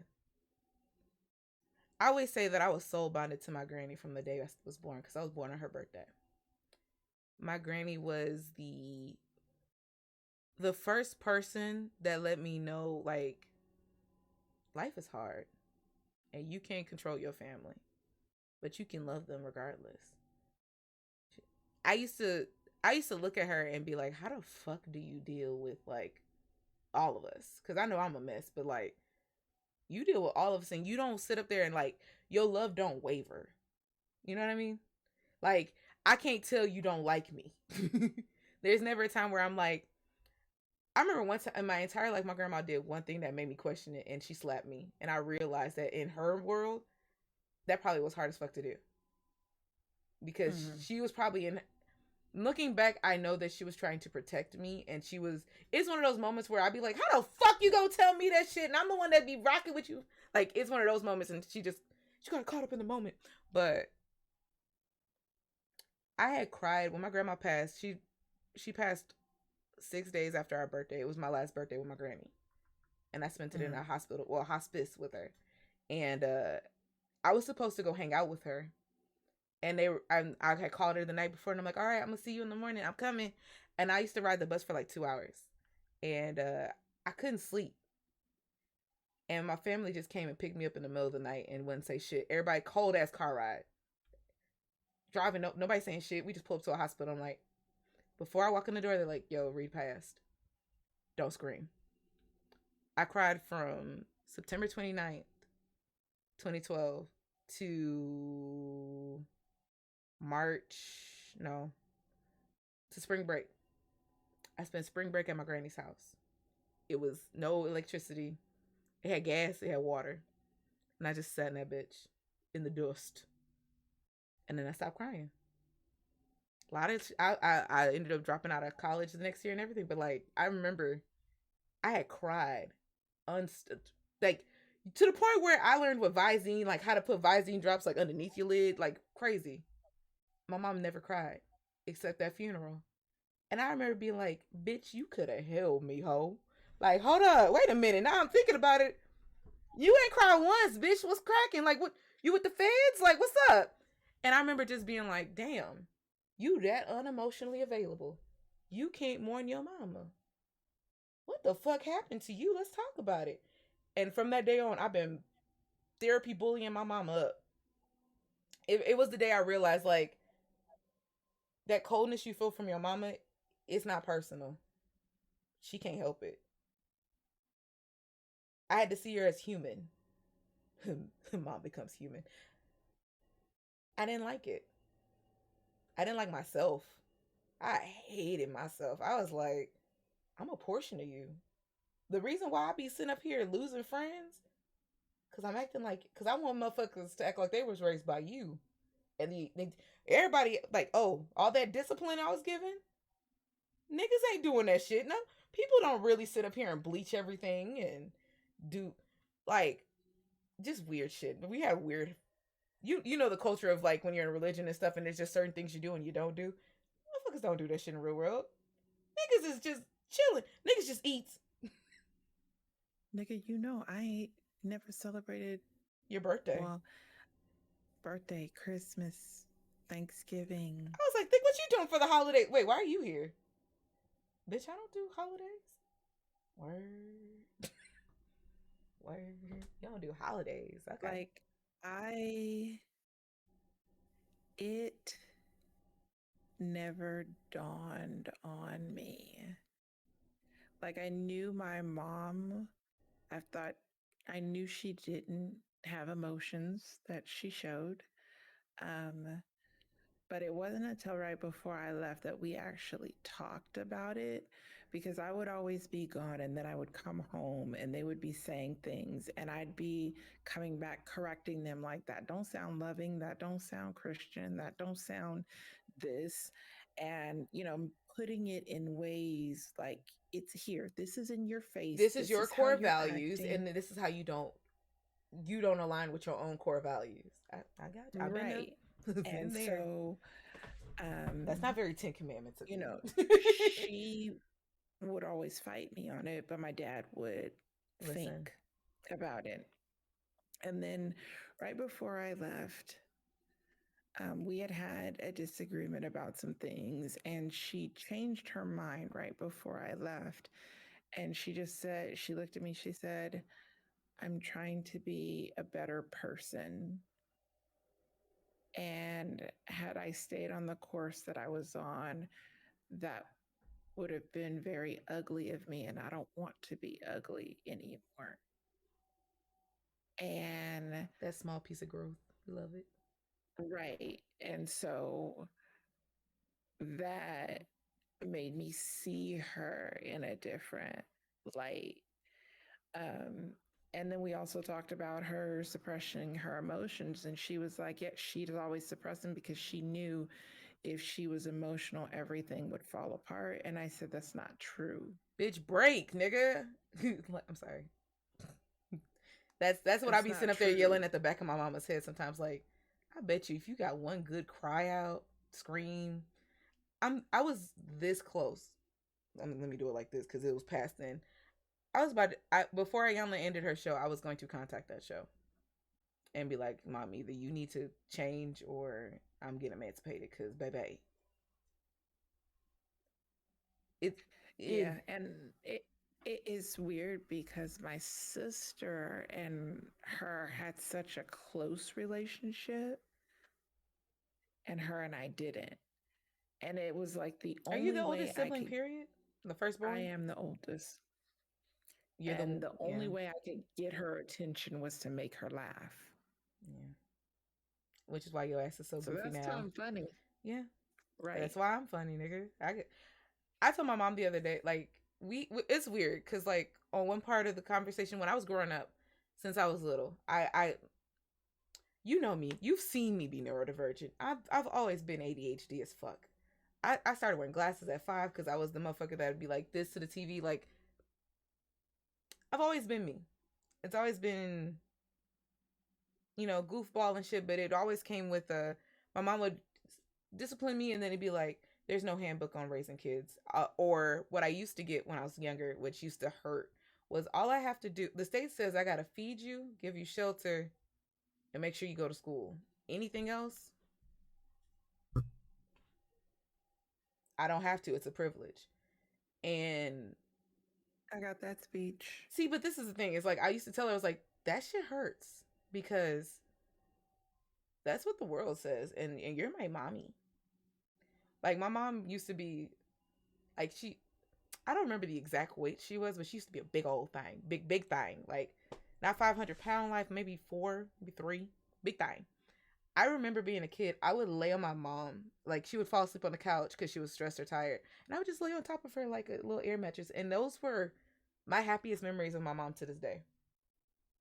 Until about less than a month ago, we were talking, and I've been trying to get into the habit of expressing my emotions to everyone. It doesn't matter if you're comfortable with it or not.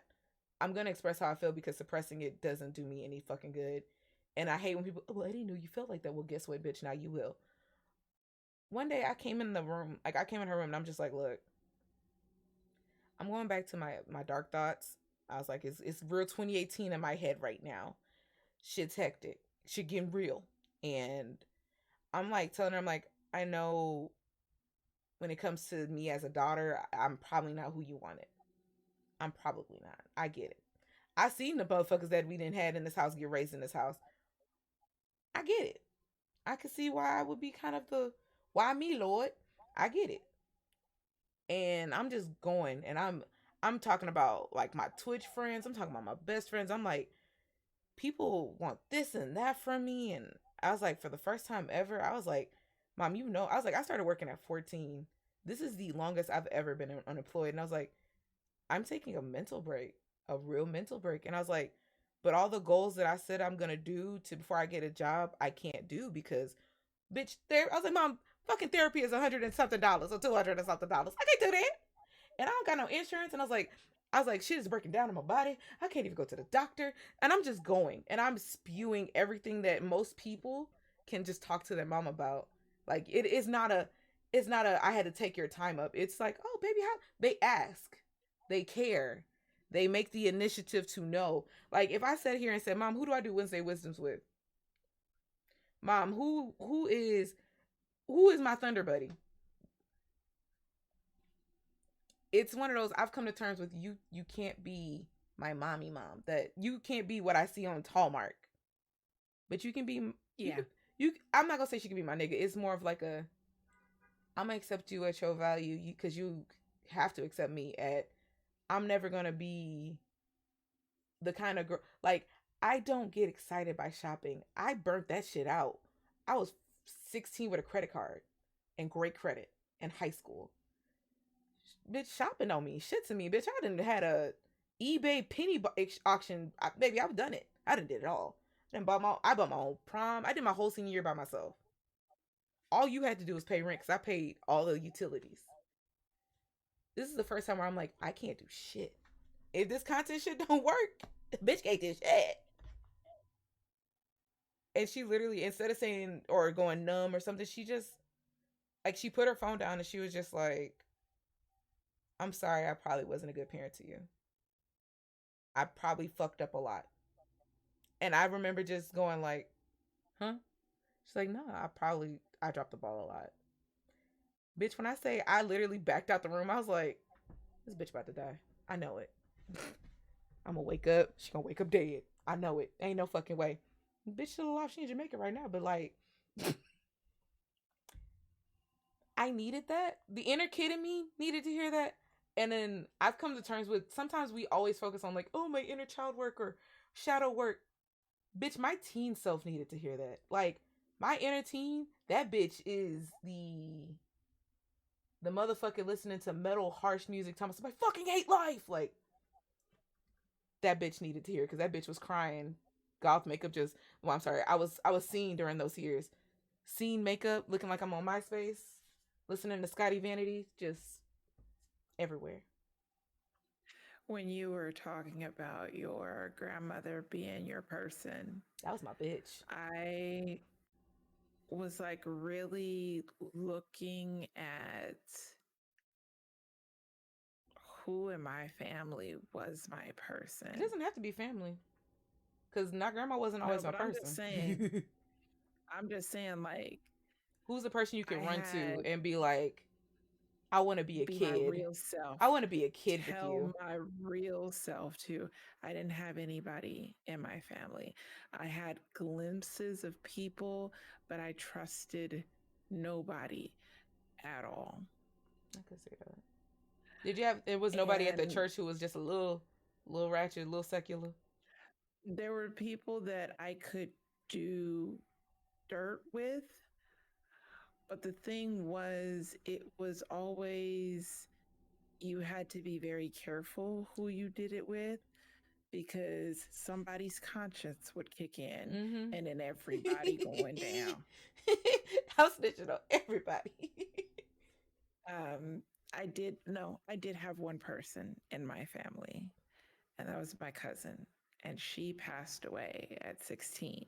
I remember this. When I was 21, 22 years old. So it was always me and her. I could take her to do my dirt and shit like that. Yeah. But when she was gone, I feel it. It's always been me holding how I really felt inside. Because you couldn't pour it into somebody else, so you're just like, fuck it. There were like I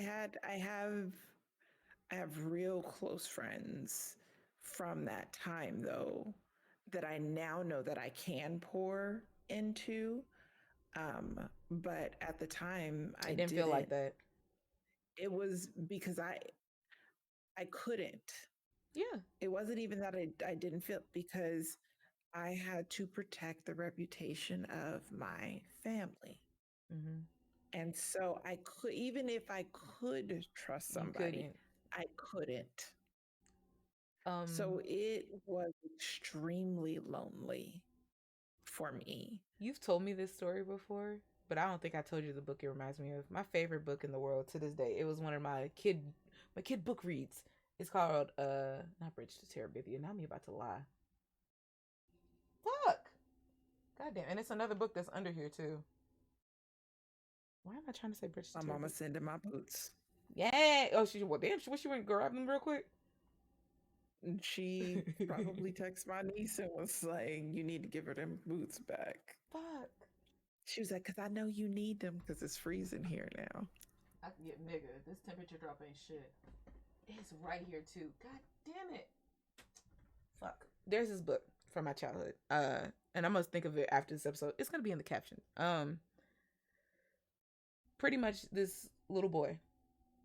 He is at home. They got a babysitter. The babysitter, and it's him, his little sister. It's a little baby. The babysitter did something to the baby. The only person that knows what happened is him. The police, they're interrogating him. His parents are interrogating him. Motherfucker went silent. Silent to the bone. Look at God. I knew I was gonna say it eventually. When I was little, I knew exactly what that book was about. I knew exactly, like, it screamed to me as a kid. Because the little boy wouldn't talk to anybody, and everybody's talking at him, shaking him, like, you better say what happened to your sister. Did you do it? Because the babysitter said, oh, he did it. Then we find out the babysitter is sitting up there, like, trying to, like, oh, don't you want to help me out? It took one person who was the boy's best friend to get him to crack, and he didn't talk to him. Well, he talked to him, but he didn't ask him questions. He spoke his language. They had a game they used to play. It was like a card game. They did like matching cards because they were young. Mm-hmm. The nigga matched cards and it was like, okay, flip over the red card if so-and-so did it. Okay. Because he had like the most iconic memory. Okay. Flip a blue card over if you know what happened. Like the whole book is him like, and then there would be times where the boy just gets quiet because he's like, nah, we're getting too close to the truth. And eventually it all comes out, and then the boy himself, like the friend, pieces it all together. And as soon as he says it and it's out there in the air, the little boy just, he says their like catchphrase, right? And then he's just like, oh shit, you're talking again. Like, motherfucker, it's been months. Like, what's up? And then, you know, the book ends and it's yay. But sometimes even trying not to put my friend's business out there. One of my homegirls, her nigga cheated, right? But he didn't cheat in the conventional way. You know the story, shut up. And so it took me sitting up there sitting with her and being like, what's the core problem? I was like, because it's not the cheating. You don't give a fuck about that part. And it ended up being the act that was committed is something that is sacred to us. And I'm like, I get that. But that's the thing. You have to admit that it's the hurt isn't the action. It's the intimacy. Right. I remember when you were like, not say you're still sucking and not talking because of your cousin, but I remember telling you like, girl, talk to your cousin, nigga. I talk to my nigga all the time upstairs. Be like, every fucking day, I'll just, you know what? You a bitch. You left me. We had a deal, bitch. I go. You stay. Like when I say me and that nigga had a whole conversation of like, because I was like, when I die, I'm gonna tell you exactly how I want my funeral. I'm gonna tell you the people that can and can't come. And if you don't, I promise to God, I'm gonna tip my casket over. You gonna see that bitch rock the boat, don't rock the boat. But how you know it's me? I'm gonna roll out in style and I'm gonna be like, pow. And then clunk. It's gonna be a very viral moment. You better not have nobody I don't like there. Unless you want to see that. I wish I was joking. I'm pretty sure the VOD's somewhere on Periscope. Periscope still kind of exists. Somebody gonna go look for that shit too. But when he passed, I didn't talk. I was like, man, fuck you hoes. Mental health, shadow work, fuck that. Therapy. I wasn't allowed to go to therapy. We weren't allowed to talk to anyone because, you know, that was going to go in your record and then it could be used against you at any time. So we weren't allowed to go to therapy or to talk to really authorities. Anytime, you know, when shit popped off, you do it in the community. If you tell what happens, then they're going to take you from us and then you're going to have to go to a different church. I'm not going to say what religion you are, but I'm going to say this shit is a very, very much culty. And so that was the threat. So that was how I was made to be quiet. Yeah. So yeah. If you could talk to, like, I'm gonna put a good age on it. 6-year-old Thick now. What was 6-year-old Thick's dreams? What was 6-year-old Thick thinking? Or, you know, whatever age you remember. 6-year-old Thick, and this is what is crazy. Slim Thick. 6-year-old Thick was thinking, oh, there's supposed to be signs before the end of the world. Well, I'm just going to do what I want to do until I see the signs, and then I'll be good again. Smart kid. Like, I knew then that, like, the stuff that they were doing was not me. Yeah. It wasn't for me. I did not know that I was going to have to live in that secret by myself for so very long. The thing that I will say is that out of my family, the people that have taken it the best, that I'm no longer doing what they're doing, are my father and my sister. And my mom, yeah. But my father and my sister. They're my father and my sister. I've come to terms with you can't always expect everybody to hit that not 360 because you're the 180 with you. Not everybody. can't. Some people gonna hit a 90 on you. Some people might get that 45. I get a 120. But I get it. Like that. I'm happy that you at least have, not say ties to the other side, but you're getting this fresh start, right? You get to live in a place that you've always wanted to. You're living la vida loca with. It's kind of like when I see them TikToks of people like, I'm the main character of the show, and oh, these filler episodes. Your filler episodes are even good episodes. Like, you don't know how to calm the fuck down and just relax. Like, you don't just move places. You're like, I moved to Atlanta, and guess what? Bitch, I'm Black Twitch now. Who the fuck moves, and becomes who's next? Who's next? I've seen you do like interviews with like big ass streamers of the Black Twitch community of US.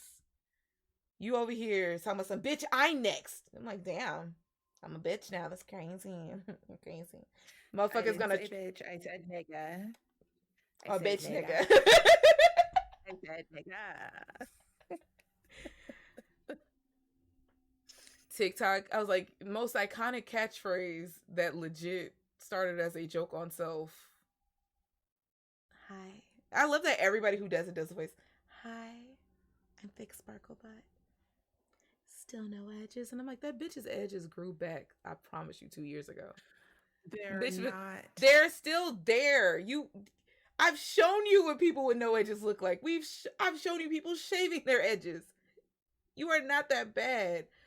I'm gonna find a picture. I have a picture of Thick. I think it's a screenshot too. Over her whole edges. Y'all gonna be like, this bitch got baby hairs laid? How fucking dare her? But this is the thing, then baby hairs need to be grown as adult hairs with tension.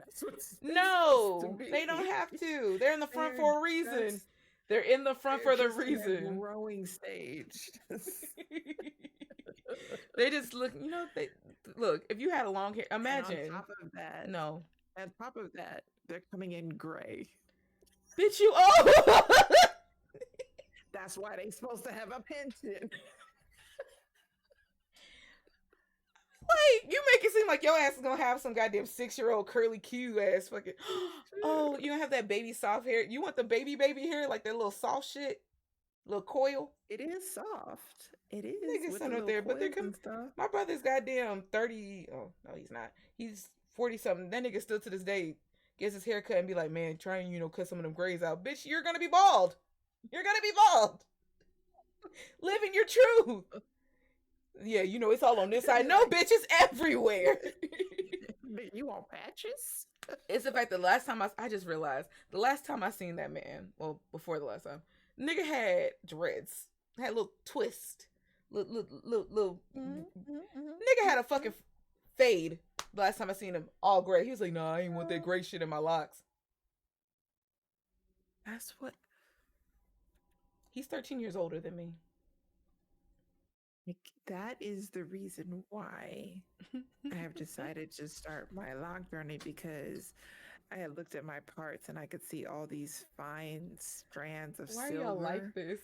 going through my hair, and I was like, ooh. I was like, I'm gonna do locks. I used to scare people. You seen that my wig collection? I got about like 8 gray wigs. I love gray hair.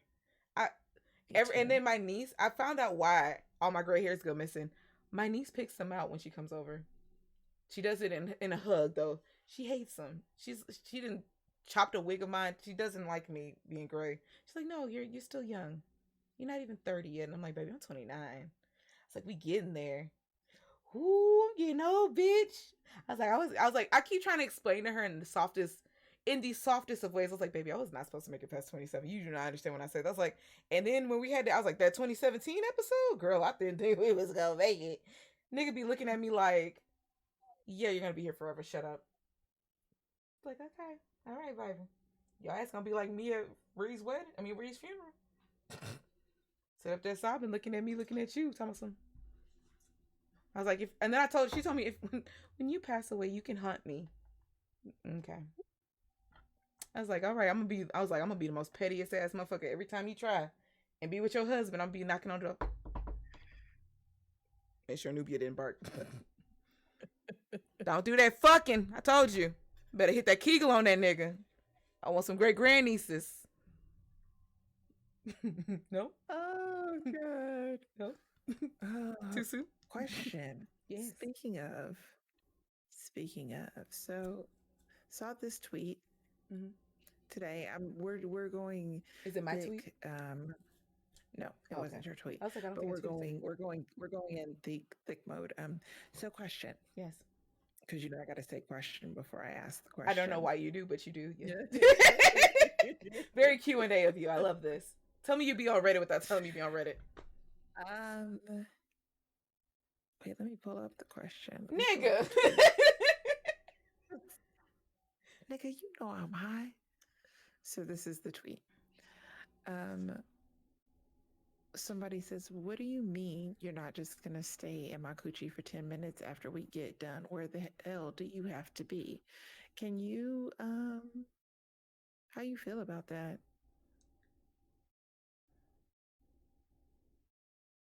I hate answering sex questions when you got a nigga because you got to be careful. Because niggas will look at you like, so who did that? And be like, not you, baby. You would never do that. Baby, I don't know why you tripping like that. I don't know. My word. Did I say your name?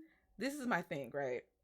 When it comes to, I tell my boyfriend all the time, I was like, it's got to be awkward having sex with me because it's like I could put it down and then be like, he makes fun of me. I be doing like weird faces if I, because I'll be like and then I'll be like.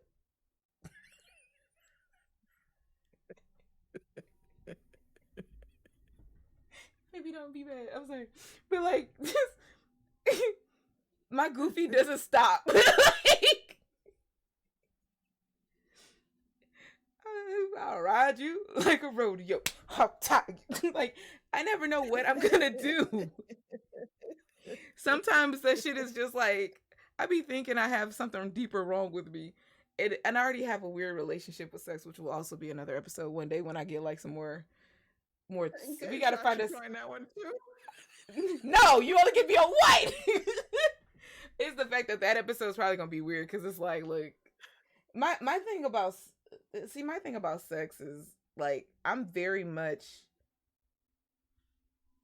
a Libra, so as long as it's balanced out, like if you want to be in there, like cool, but like if the AC's on, we hydrated. Can I piss? Like I'd rather piss soon because bitch ain't trying to get the yeast as we spoke of earlier. I don't want no goddamn cottage cheese down there. I don't really eat cottage cheese, and I don't really want to see cottage cheese.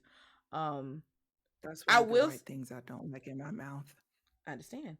It's one of those like coitus, like the after part of coitus. I like big niggas, and big niggas sweat, and they think I give a fuck.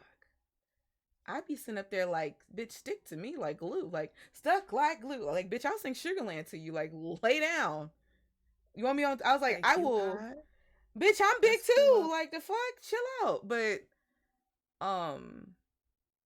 the pool's coital as long as you comfortable. Like you want to cuddle, you want your own space. Now you ain't gonna fucking disembark on my ass and just be on 2 feet away from me on the bed, bitch. You better put your leg on me. But act like that shit was good. Give a fuck if I knocked your ass out. Come here. That's my only thing. I don't like. You ain't about to sit up there and treat me like I ain't never had nobody put money on the dresser for me, but you ain't about to start doing that. I would cry. I will sob. No. For me. I'm just saying I want the money on the dresser. I mean, yes, but like, bitch, I would rather DoorDash on my fucking dresser than goddamn. Why can we do both? Cause then I'm gonna feel like a dirty hoe. Like, damn, I heard your stomach growling. I like feeling like.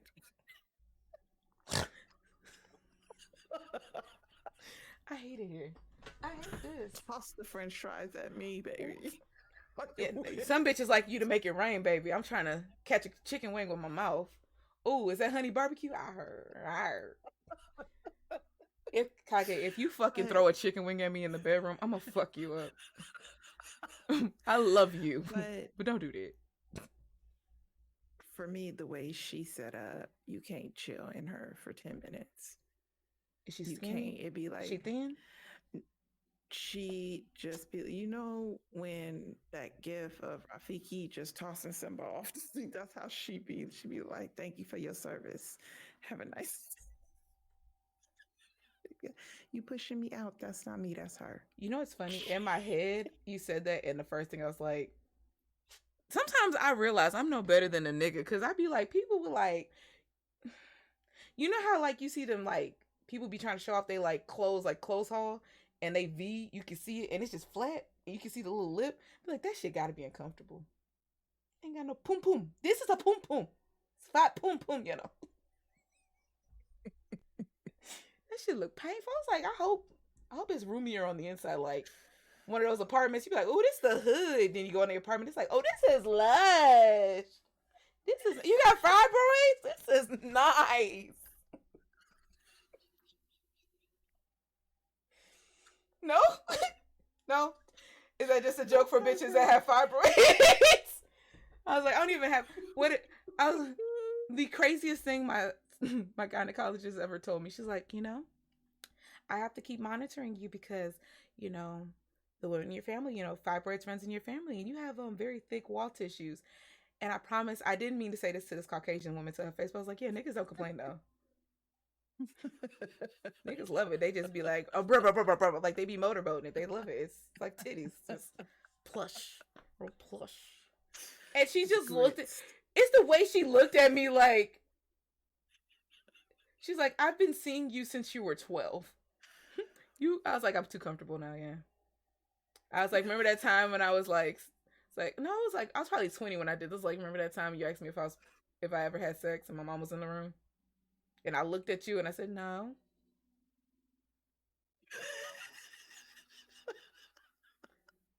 Had a whole ass situation that Chief should have been able to see was in there from the book. If you ever read Book Queenie, chapter 1, right? Had a whole situation that she looked at me, look at her, and I'm like, and then after that, my mama ain't never got to go in the room again, because she was just like, after that, I was so honest. You did drugs? No, that's true. I was like, that part true. Do you drink? No, I don't drink. There's too many alcoholics. It's like, come on, ask a question. I'm gonna look at you. I'm gonna tell you the truth this time. I be fucking.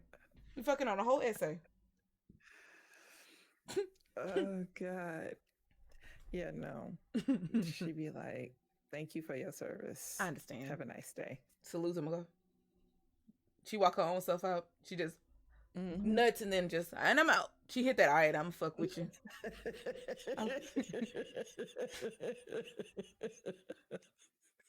No? I feel like I'm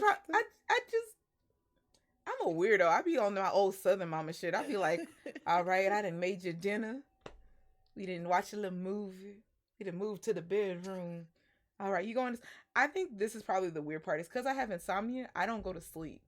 So, like, I could be like, ooh, that was good.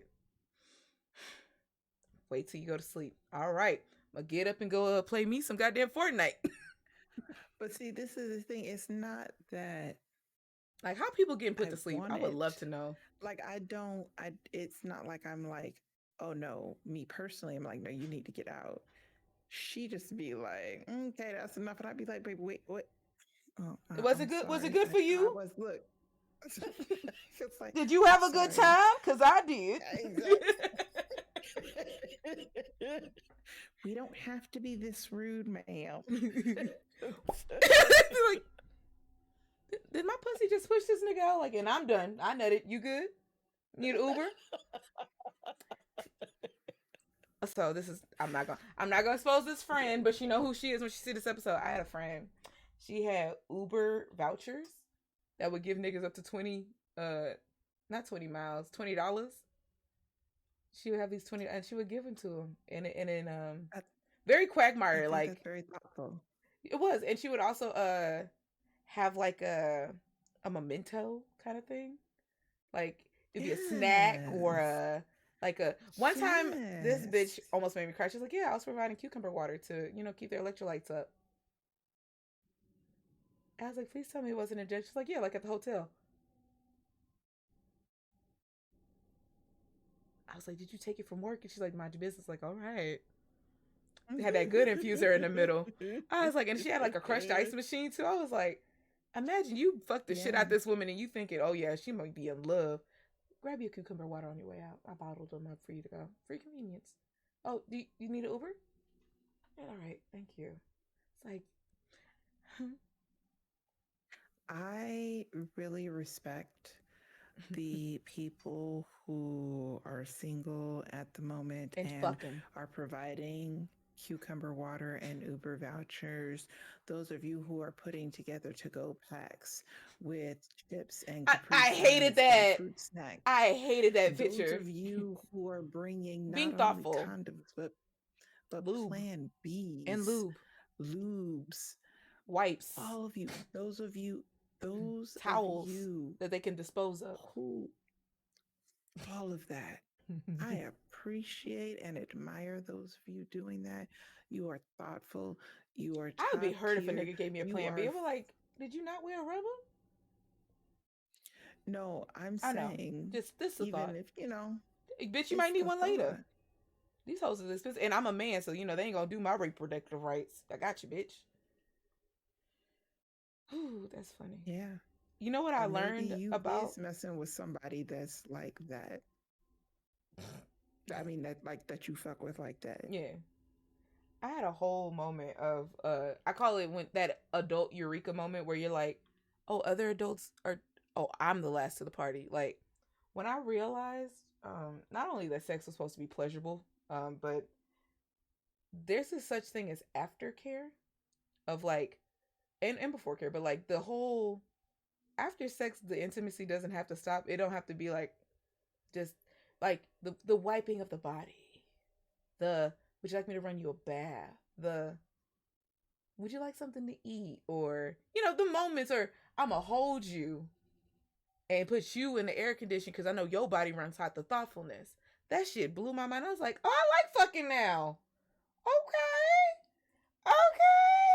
Or a nigga that ain't scared of sex toys, and he be sitting up there like, I'm a little winded, so put it right there. Then he'd be like, you know what? I'm gonna eat it with the toy. Be like, you eat it with the toy. You eat it with the toy. Hold up. Not a bitch going back to her middle school flexibility for it. Come on now, get in here. Yeah. Memories. Yeah. Shout out to me almost falling out this chair because my butt cushion is dead ass. Not where it's supposed to be. There it is. But yeah. All right. Let's see. All right. I got 2 more questions for you. You ready? Okay. Yeah. Because I feel like I took up so much of your time. I know you're such a busy woman. You mod for the stars. You are a star, but you mod for the stars. The humbleness for me. I'm trying to see which order I want to put this in. I'm gonna ask the last one because I already know the answer, and I know you're gonna lie because we're on camera. Because I always never ask in the beginning. Shut your ass up.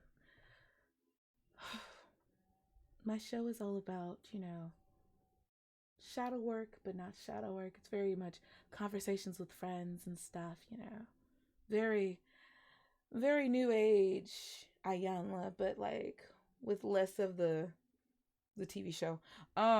Plus somebody told me that my show is, I should make a talk show, and this is pretty much it. Every Monday at 9 a.m. Central. Would you like to dedicate this episode to anybody, anything, anyone special, or any object? Because some people, I'm expecting somebody to say they Hitachi one. I just know, or the rose. Maybe that'll be the sex episode. That might be a 3-parter. No, I haven't used any of those. In fact, in my life, I've owned 3.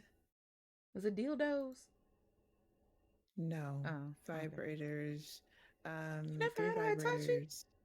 I'm gonna get you a code. Hold on. Let me pull up a code real quick. I've had a rabbit. They were all rabbits. Have you ever had no, stop. See, this is one. Adam and Eve. Oh, I'm on YouTube now. Adam and Eve. Hey, my name is Mel. MelaninAndEspressos. Melly Mel. If you're nasty. I love Adam and Eve. Let me tell you about Adam and Eve. Adam and Eve knows their market. Because I don't need a fleshlight. But guess what? Can I regift it to a nigga? Hell yeah. Like, y'all give me some shit that I was never. Do you want some ball clamps? No. But I might want to try it one day. Thank you. thoughtful. Look, but I might know a nigga that might want some. It's the fact that I think that's how I got into a different friendship with somebody else, because I was like, yeah, you can use this Adam and Eve code, and they're like, oh, I already used that one, and then I'm like, oh yeah, I got one that's guaranteed all the time. Oh, but I just got a stream idea of sex toys, you can't do sex toys. Trust me, that was literally gonna be a fun ass stream that I you can't do sex toys. It's just like there's somebody who has them, you have to blur them out in the background. Somebody got their whole stream nuked because their Hitachi wand was seen from the bed. No, I wasn't going to show anything. Are you gonna make the sounds and be like, do you know what toy this is? You'll put it up to the mic? No. Oh, that's a goddamn volume 6. No, but that would be a good thing codes to give away. That'd be fun. During my monthly I'm over here really looking at this toy real quick. Load more. Cause there's this one, it look like this, but it's a rabbit company. And that shit hit, you put it in different things, turn a circle. Call it the Nut Buster. Or, I mean, I guess you couldn't live stream from one either. Make it a vlog. So anyway, my rabbit, the first one I got, rotated. It was the old school ones with the beads, bumps on it. Yeah. It rotated. I bought that bitch on eBay once. I hate those. They've been so loud. And you can hear the beat. It so good. Shouldn't need the fuck out you, cooked you. Need you in a way you ain't never been needed before. But I asked, do you want to dedicate your episode to anything, anyway? You gonna do it to the original, your original? I respect it. You ain't got to shit. Fuck. Who the fuck am I? You said to my original what? I was like, to your original rabbit, the one with the beads. Was it purple? Was it purple? I went to bed if it was purple. Is it purple? It was purple, wasn't it? I think it was.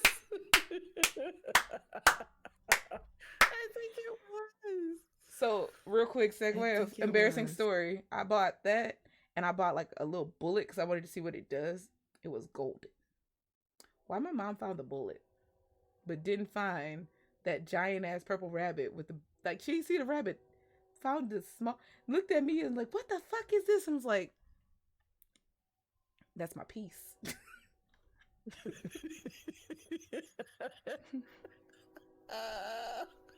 You've got your missilette and I've got my bullet. All right. Anyway. Not my piece. It was at that time. I was into some different shit back then. I was hanging out with the emo kids and shit. Everybody else was fucking and I wasn't. I was like, you know what? Let me see what that thing feel like. Anyway. Really, Train? Really? Okay. Last question. Are you okay?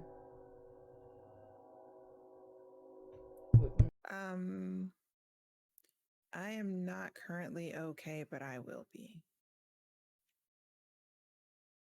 This Train is so aggressive. I always am. Okay. And I know why. And I ain't gotta ask why. But I'm gonna tell you right now. That's why we cry. All right now. Okay, sorry. In my mind, I hit a. Oh, I should not have napped. I shouldn't have came fresh from the nap. I should have diluted my personality a little bit. Nah, just a little bit. Nah. Cause you see my wig, it looks like I'm. Because I need people to understand why I love you. It's the fact that you gas me up to a point where people just think, but people see, this is the thing though. I do this because I'm comfortable. It's just like the neurodivergent shit. I mask a lot to the point where sometimes I don't know who I am because I'm like, am I a goofball? Am I serious? I can unmask around you. So like if I would have came in here and I would have just, this wouldn't have bothered you. You would have been like, that's just Mel. Whereas like if I'm streaming with like, let's say one day I'm going to start working on my claims. One day I'm going to do Who's Next with my best friend Darrow. We're going to be a duo. I would behave so differently even though I'm known in the community, but it's like, I didn't know Kohlberg a year ago. Kohlberg did not know Coffee Shop Mel. He might have seen Coffee Shop Mel, but he didn't know Coffee Shop Mel. He wouldn't get all of this yet. Maybe by then I'll have a wrestler on the ship too. Who knows? I need to work on that. Digress. I ain't gonna be me on Who's Next. I'm gonna be Mel. You know my government. I get it. I was like, you know my government.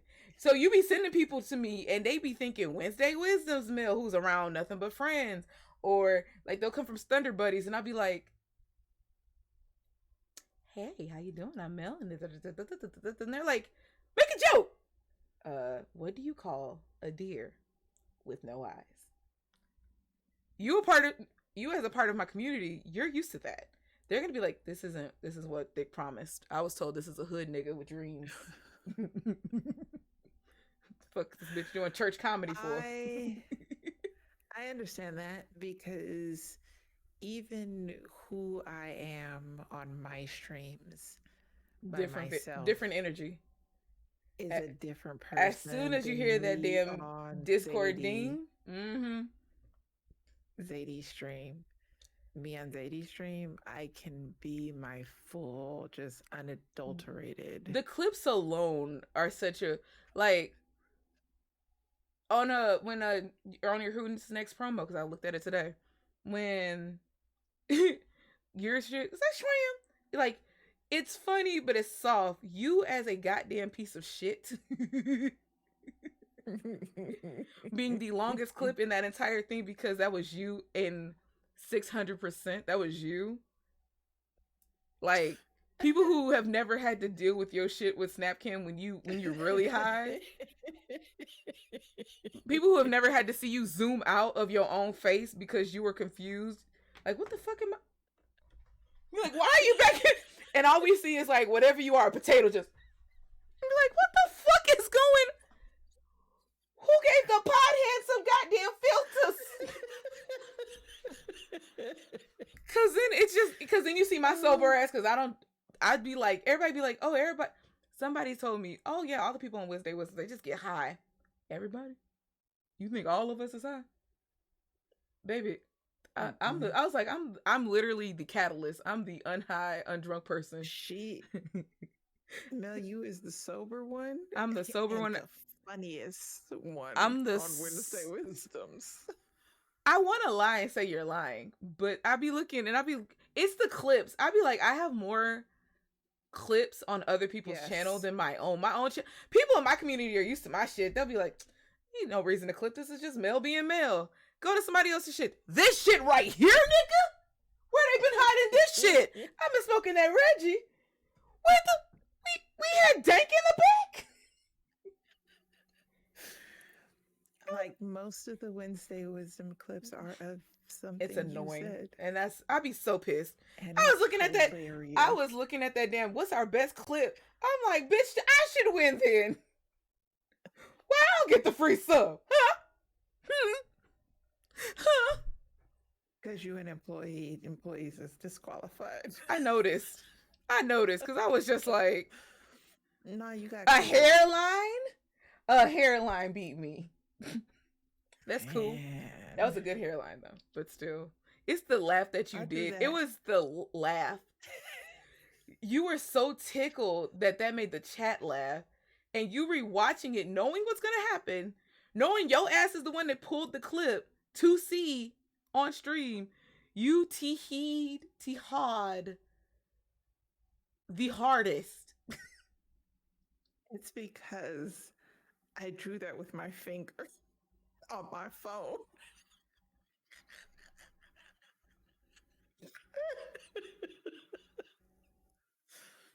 So I did pretty good. That is the epitome of if she wanted to, she will. If she wanted to, she would. See, this is also the problem. When I be doing these interviews, y'all are my actual friends, so I gotta be like, okay, we need to shut up because I gotta edit all this. Oh,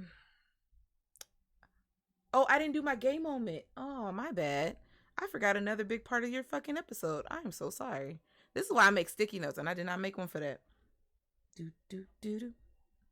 I'm sorry, what? I didn't do the gay part of your episode. Oh, Hold on. okay. It's up. What's that? Don't mind it. Don't worry. Let it happen. Don't worry about Okay. it. There we go. I gotta Yeah. let it happen. Cause like the people don't see y'all's invites, right? At all. So they don't know what I said to you, what was possibles, nothing. But everybody's invitation had something that I was supposed to talk about. But I didn't check yours because again, I just woke up when I started. But the part where I'm like, all I care about on this healing journey, I like how I try to make it like a stock invitation. And in certain people's, I think I said nigga. And I'm like, I done made like 6 of these. Hey nigga. And I'm like, my name is Mel. And I originally wanted to like send videos, but I was like, if a motherfucker says they didn't get their video, I'm gonna fight their ass. All right. I had to look at what it said. You have helped me become accountable, and I want to celebrate that. I'm gonna tell you why you made me feel accountable. This is the gay part of your shit. You ready? Yes, I'm ready. All right. When I first, because Daryl's was similar. When we first met, I was in the coffee shop, right? It was the fact that in reality, the first time we met wasn't the coffee shop. We actually met in Zadie's Discord first. And it was, if you've ever, I don't know how many people get to know that side of Zadie, because everybody's like, oh, hi, I'm Zadie, and I'm just gonna whisper into your ear or sing you something. No, the Zadie I met, the very first time I met Zadie, I'm gonna tell y'all the truth, I wanted to fight her because I didn't know her. And she was calling my best friend her best friend, and I was like, man, I fight for less. Digress. I'll talk about that on her episode. But anyway, eventually we become friends. She invites me to her server. If you've ever been in Zadie Love's server, I was in there during the bug era. Nigga, that shit is a goddamn, I don't know if y'all know what the Galleria Mall is in Houston. That bitch is a mega church, a mega mall. That shit is 40 acres. She got her reparations. That's 40 acres and a fucking mule. That shit, you know, Cult of the Lamb? The developer has to be in Zadie's server because ain't no fucking way. Bitch, think am I wrong? There's like 40. No. One tab got 40 motherfucking categories and they're all active. Niggas is in that bitch like clockwork. Niggas sleep in that bitch. I'm pretty sure. I'm legitimately really considered deleting my server and just joining hers.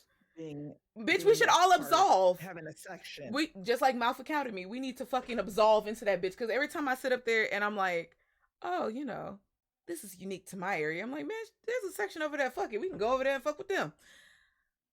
I would sit in her server and like when Zadie, I like to say Zadie's the welcome committee of friendship. Like you meet her, you meet like 1,000 people. I would just sit there and it's all her friends. And it's almost like tea time at a white woman's house, but like it's niggas and others. And you sit there and at first you're quiet. You're like, okay, they all have rapport. Pussy confused. What? Huh? What? Okay. Oh, everybody's laughing. Okay. Huh? Oh, MelaninAndEspressos, tell us about yourself. Huh? I remember there was this lady who was on camera just smoking shit. I'm like, okay, all right, okay, that's her. Okay, huh? Motherfuckers just everything I said, giggling, but would not talk to me, just giggling. And I'm like, hello. Hi. As fuck, you were high too. I don't know what happened. I think it was like the first time you got some type of vape pen, and eyes red, crying, laughing at me, and I'm like, I should do stand up because the crowd likes me. Okay. Eventually, I was there to the point where I was in Zadie's server and we're going back to the old days, TGI Kendra's Discord. And that server, at one point, there was like a role play kind of thing of us just having fun in there. Activist motherfuckers. It was me and you. I thought I met you in Domo's stream. We met, but I didn't. We met, but it was.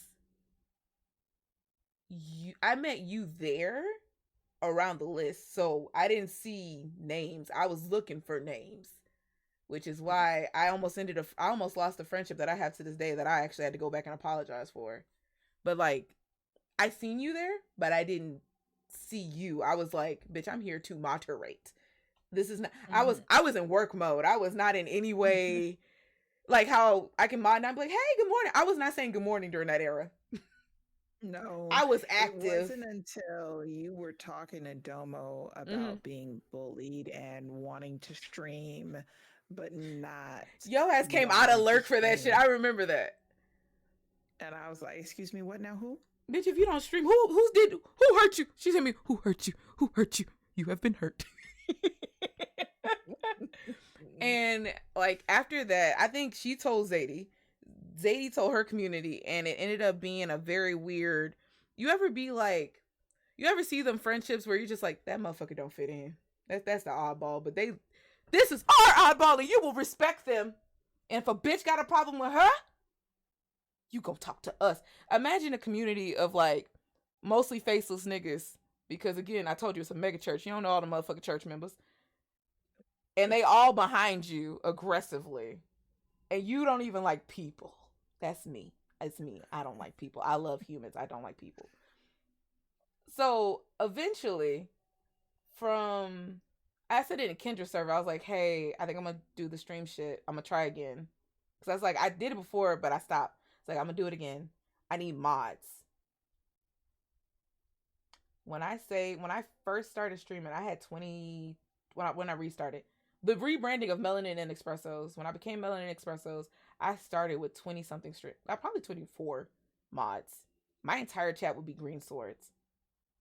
And if you ever wonder why the inside joke, like at one point, I think I changed it to the server recently, but everybody was like opening manager, night manager, what was it, overnight shift, because depending on what time I streamed, those were the people who were, I'm here. Like if I started a stream and there was no mods, about 8 of them would come in because, oh, so-and-so texted me, I'm here. Oh, texted me, so I'm here. Be like, I'm fine. I think I've had mods shut streams down. I've had mods say, hey, calm that shit down. But what made us close, I would do, at one time on the pandemic, I was working at a coffee shop. I was working by myself and I was going through a lot. Like, I thought I was the only one that this happened to, but working in that coffee shop, it's so quiet, it's so dark, and you see nothing but death because COVID was like literally in the hallways. Motherfuckers would legit, everybody who worked in that area is like, man, you sitting here, you start writing down shit about your life, be writing your damn memoirs in this bitch, be sitting up there making lists about what you need to change and how you got here and how life is precious. Deadass was sitting in the shop just like, all right, y'all, I'm gonna tell y'all a story. Don't laugh at me, bitch. I was like, I know y'all used to me making jokes. I was like, we about to be deep. And I would do shadow work prompts. I would just tell stories about my life. Thick would be there for most of those streams, whether she was working at Apple Care or not. Nigga was sitting there and they'd be like, hold on. I got a call. Okay, continue the story. Like, you've been gone for 10 seconds. I could have kept going. You missed 6 words maybe. It's okay. I'm here. I'm listening. Yeah. And then I feel like I couldn't see her on the other side of the camera, but I just could feel her going like, yes, I feel that. I feel the presence. I feel the presence of the shadow work spirits are on me. It was just like, wow, if this bitch can do it, I can do it too. Nigga, I could do it too. Sorry. For real. And I was just like, how she do this? That nigga will always be looking at me like, how did you unwrap that? Nigga, I gave you the prompt. I answered the prompt. No, how did you get that from that? You said, I think there was a prompt where it was just like, what was the time you felt like a failure and how did you correct that? I was like, I'm sitting up here, I'm telling these niggas all my damn draws. I'm like, yeah, when I was 7, blank happened and my Meemaw said, I'm over here because I was like, if I don't be honest, I was just like you, I was hushed. So your story I felt like my story wasn't valuable. And when I started telling my story and people would be in the chat catching the spirit, I'd be like, oh Lord, I got the word on them. Like, which is pretty much true. I'm not joking, but like it is. It was one of those times where I was like, okay, everything happens for a reason. And at that, yeah, because the coffee shop was after, I got big betrayed. And so it felt good to not only speak my shit, but talk my piece and talk my truth and talk, like I was just saying shit. And there was one thing that I held to myself because everybody wanted to know, like, well, what happened to, before the MelaninAndEspressos. And I think for my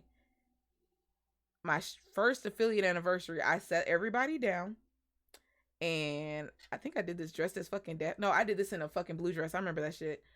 I got big rated by like all my friends because they all wanted to be there. Everybody stopped their stream because I said, I'm gonna tell y'all the story of what happened, like the before MelaninAndEspressos.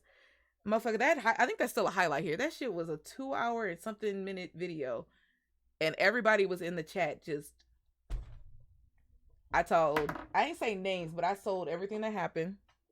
I said my piece about it, and that was it.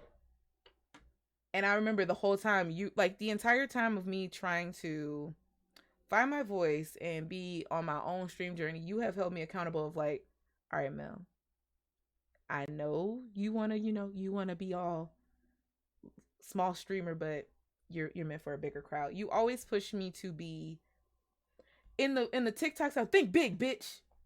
You're very think big, bitch, but in your own time.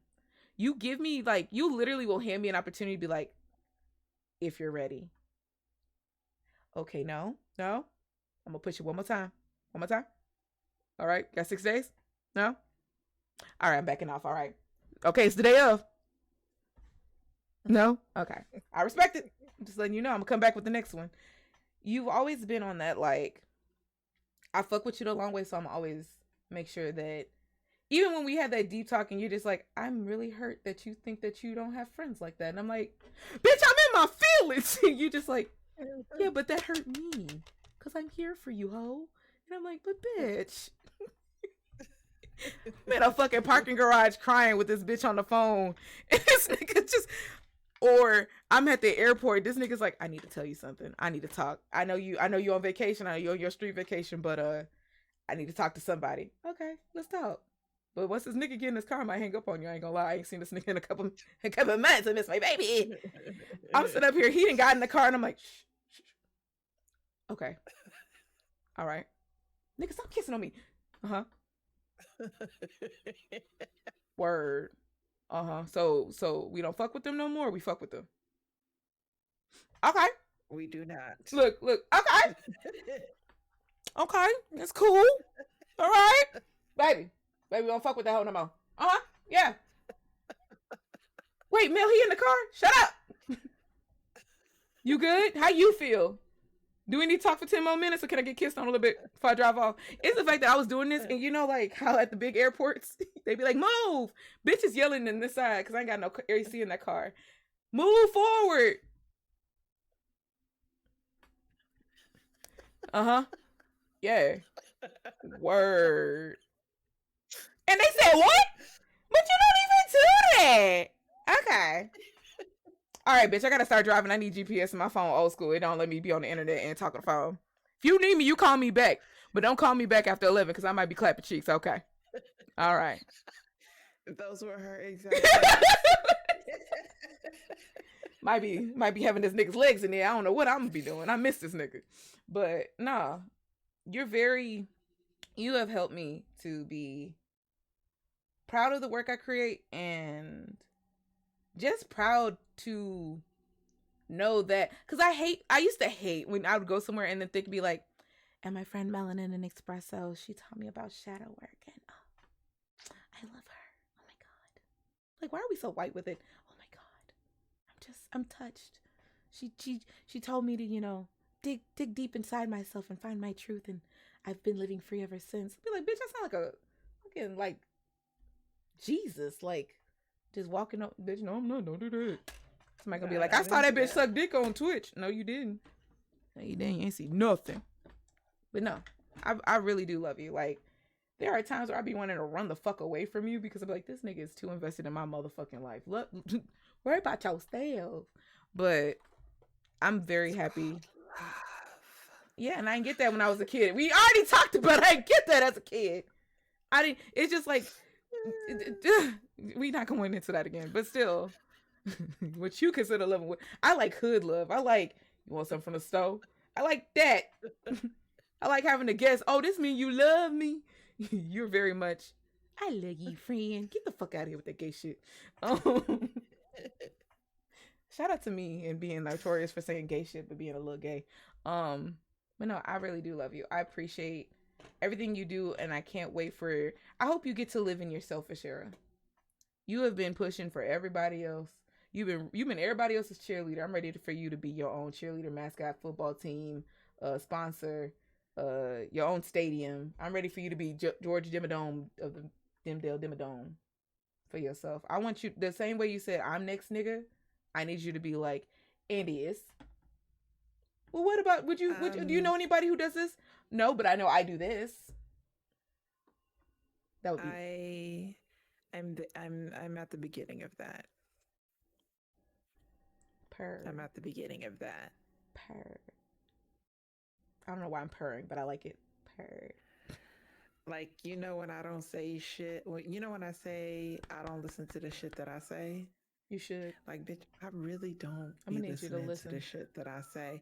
Sometimes I be so high that I be talking, forget what I'm talking about, hear myself still talking, remember a thought, say something, be like, ooh, that bring that around. If I bring this and say that shit sounds smart. That's my thought process. I be looking at my quotes and I be looking at like people will quote me or like I think you and Zadie at one point were putting shit I said on Twitter and Discords and I'm just like, I said that sounds like some shit I would say, but did I say that out loud? And then after I do that, I forget. And so immediately. And so I'm going through some things. And I just happened to be looking through my Instagram analytics. No, not Instagram. I was just looking through my videos to see what I needed to post it or whatever. And I saw the Who's Next video and I listened to it. You was talking your shit. Big confidence. I said, I am who's next. So I need to make my decisions based upon that.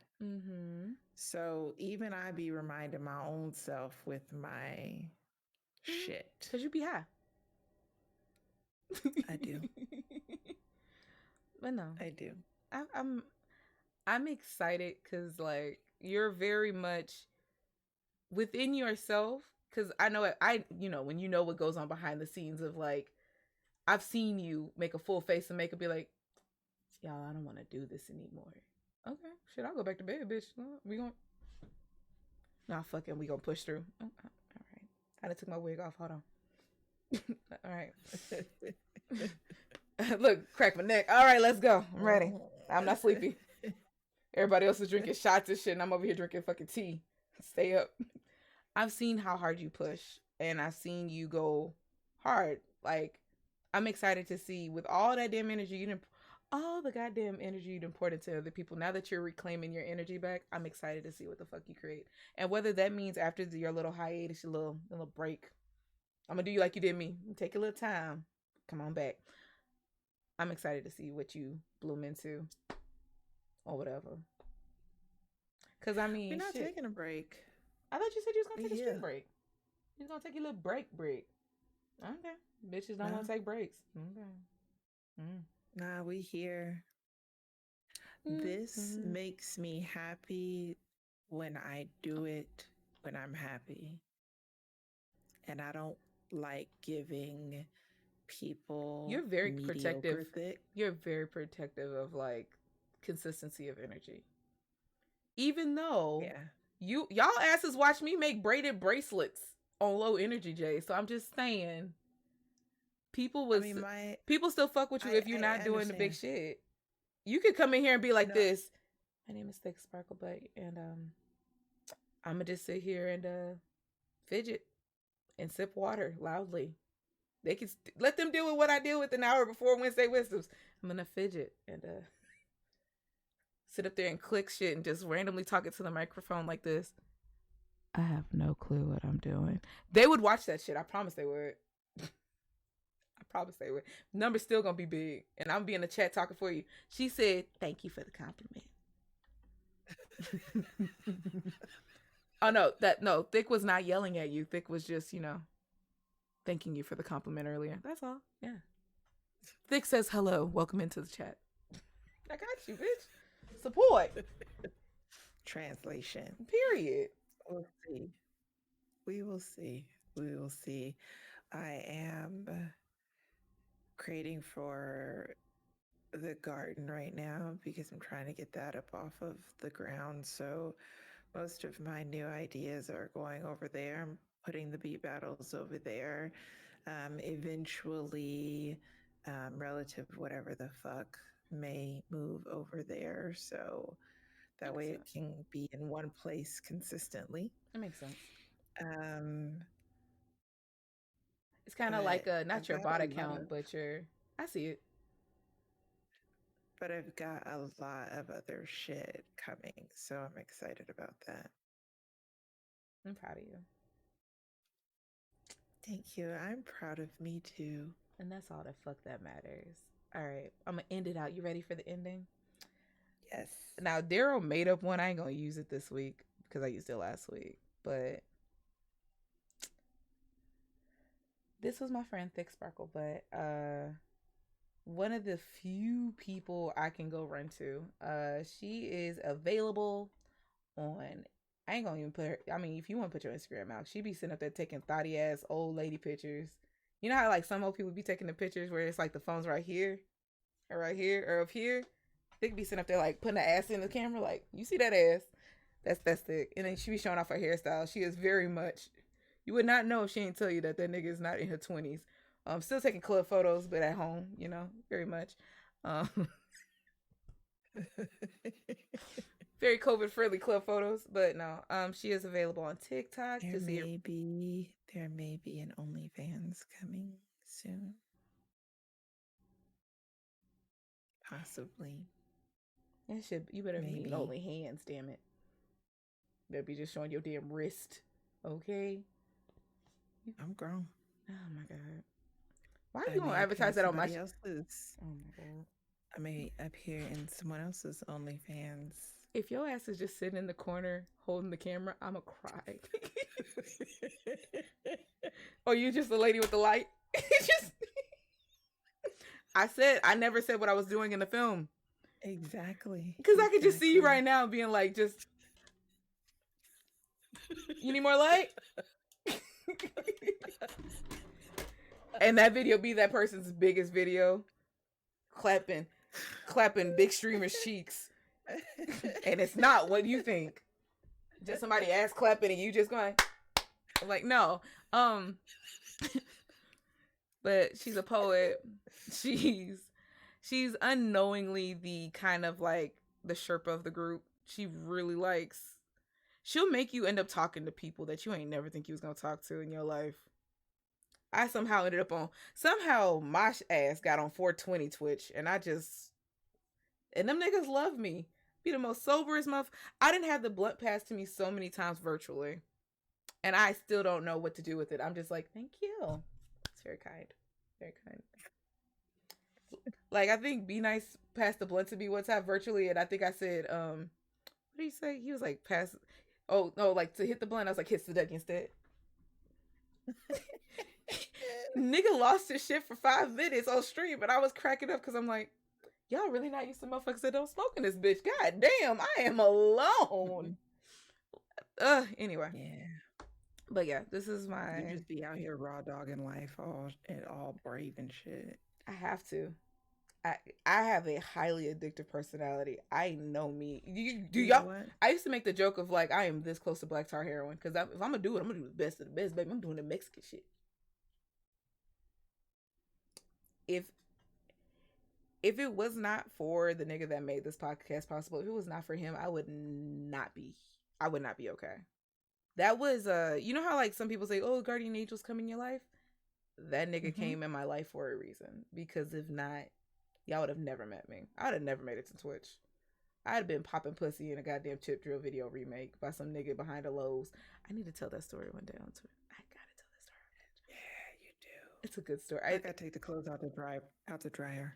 Yes, that's what we're leaving. But no, I appreciate you. Thank you for your time. Thank you. Anything you want to say before you leave? Thank you for everything. Talk about me, baby. You have helped me through over these past 2 years of knowing you. Thank you for helping me with laughs, with words of wisdom, with boundaries. Bitch, not you reverse Uno in my goddamn gayness. I'm just saying, it's just like you taught me something important that I did not understand until I met you. And that was, it is okay for your friendship to look different with different people. And that does not mean that your friendship is any less less valuable. valued. It does not mean that you are any less loved. It just means it looks different. And you have, by teaching me that, have allowed me to keep some very important people in my life that I otherwise would not have. Huzzah. And so thank you. You're welcome, bitch. For that. Do it because I care. Fuck to it. No, don't. I am horrible at taking compliments on shit that I do. But anyway, I love you. Thank you for being here. I love you too. I'm gonna just use Daryl's outro because it's hard to do it. But that's a thought for tomorrow. Bye, guys. But have you not seen the new Moo-Moos of the group? I have seen the new ones on Walmart. They got some cute ones on Amazon too. I don't like the Amazon ones. They be looking like they don't believe. I got a motherfucking moo-moo. Bitch, I got a motherfucking moo-moo. That woman had way too much fun on TikTok. I was like, man, put your moo-moo away.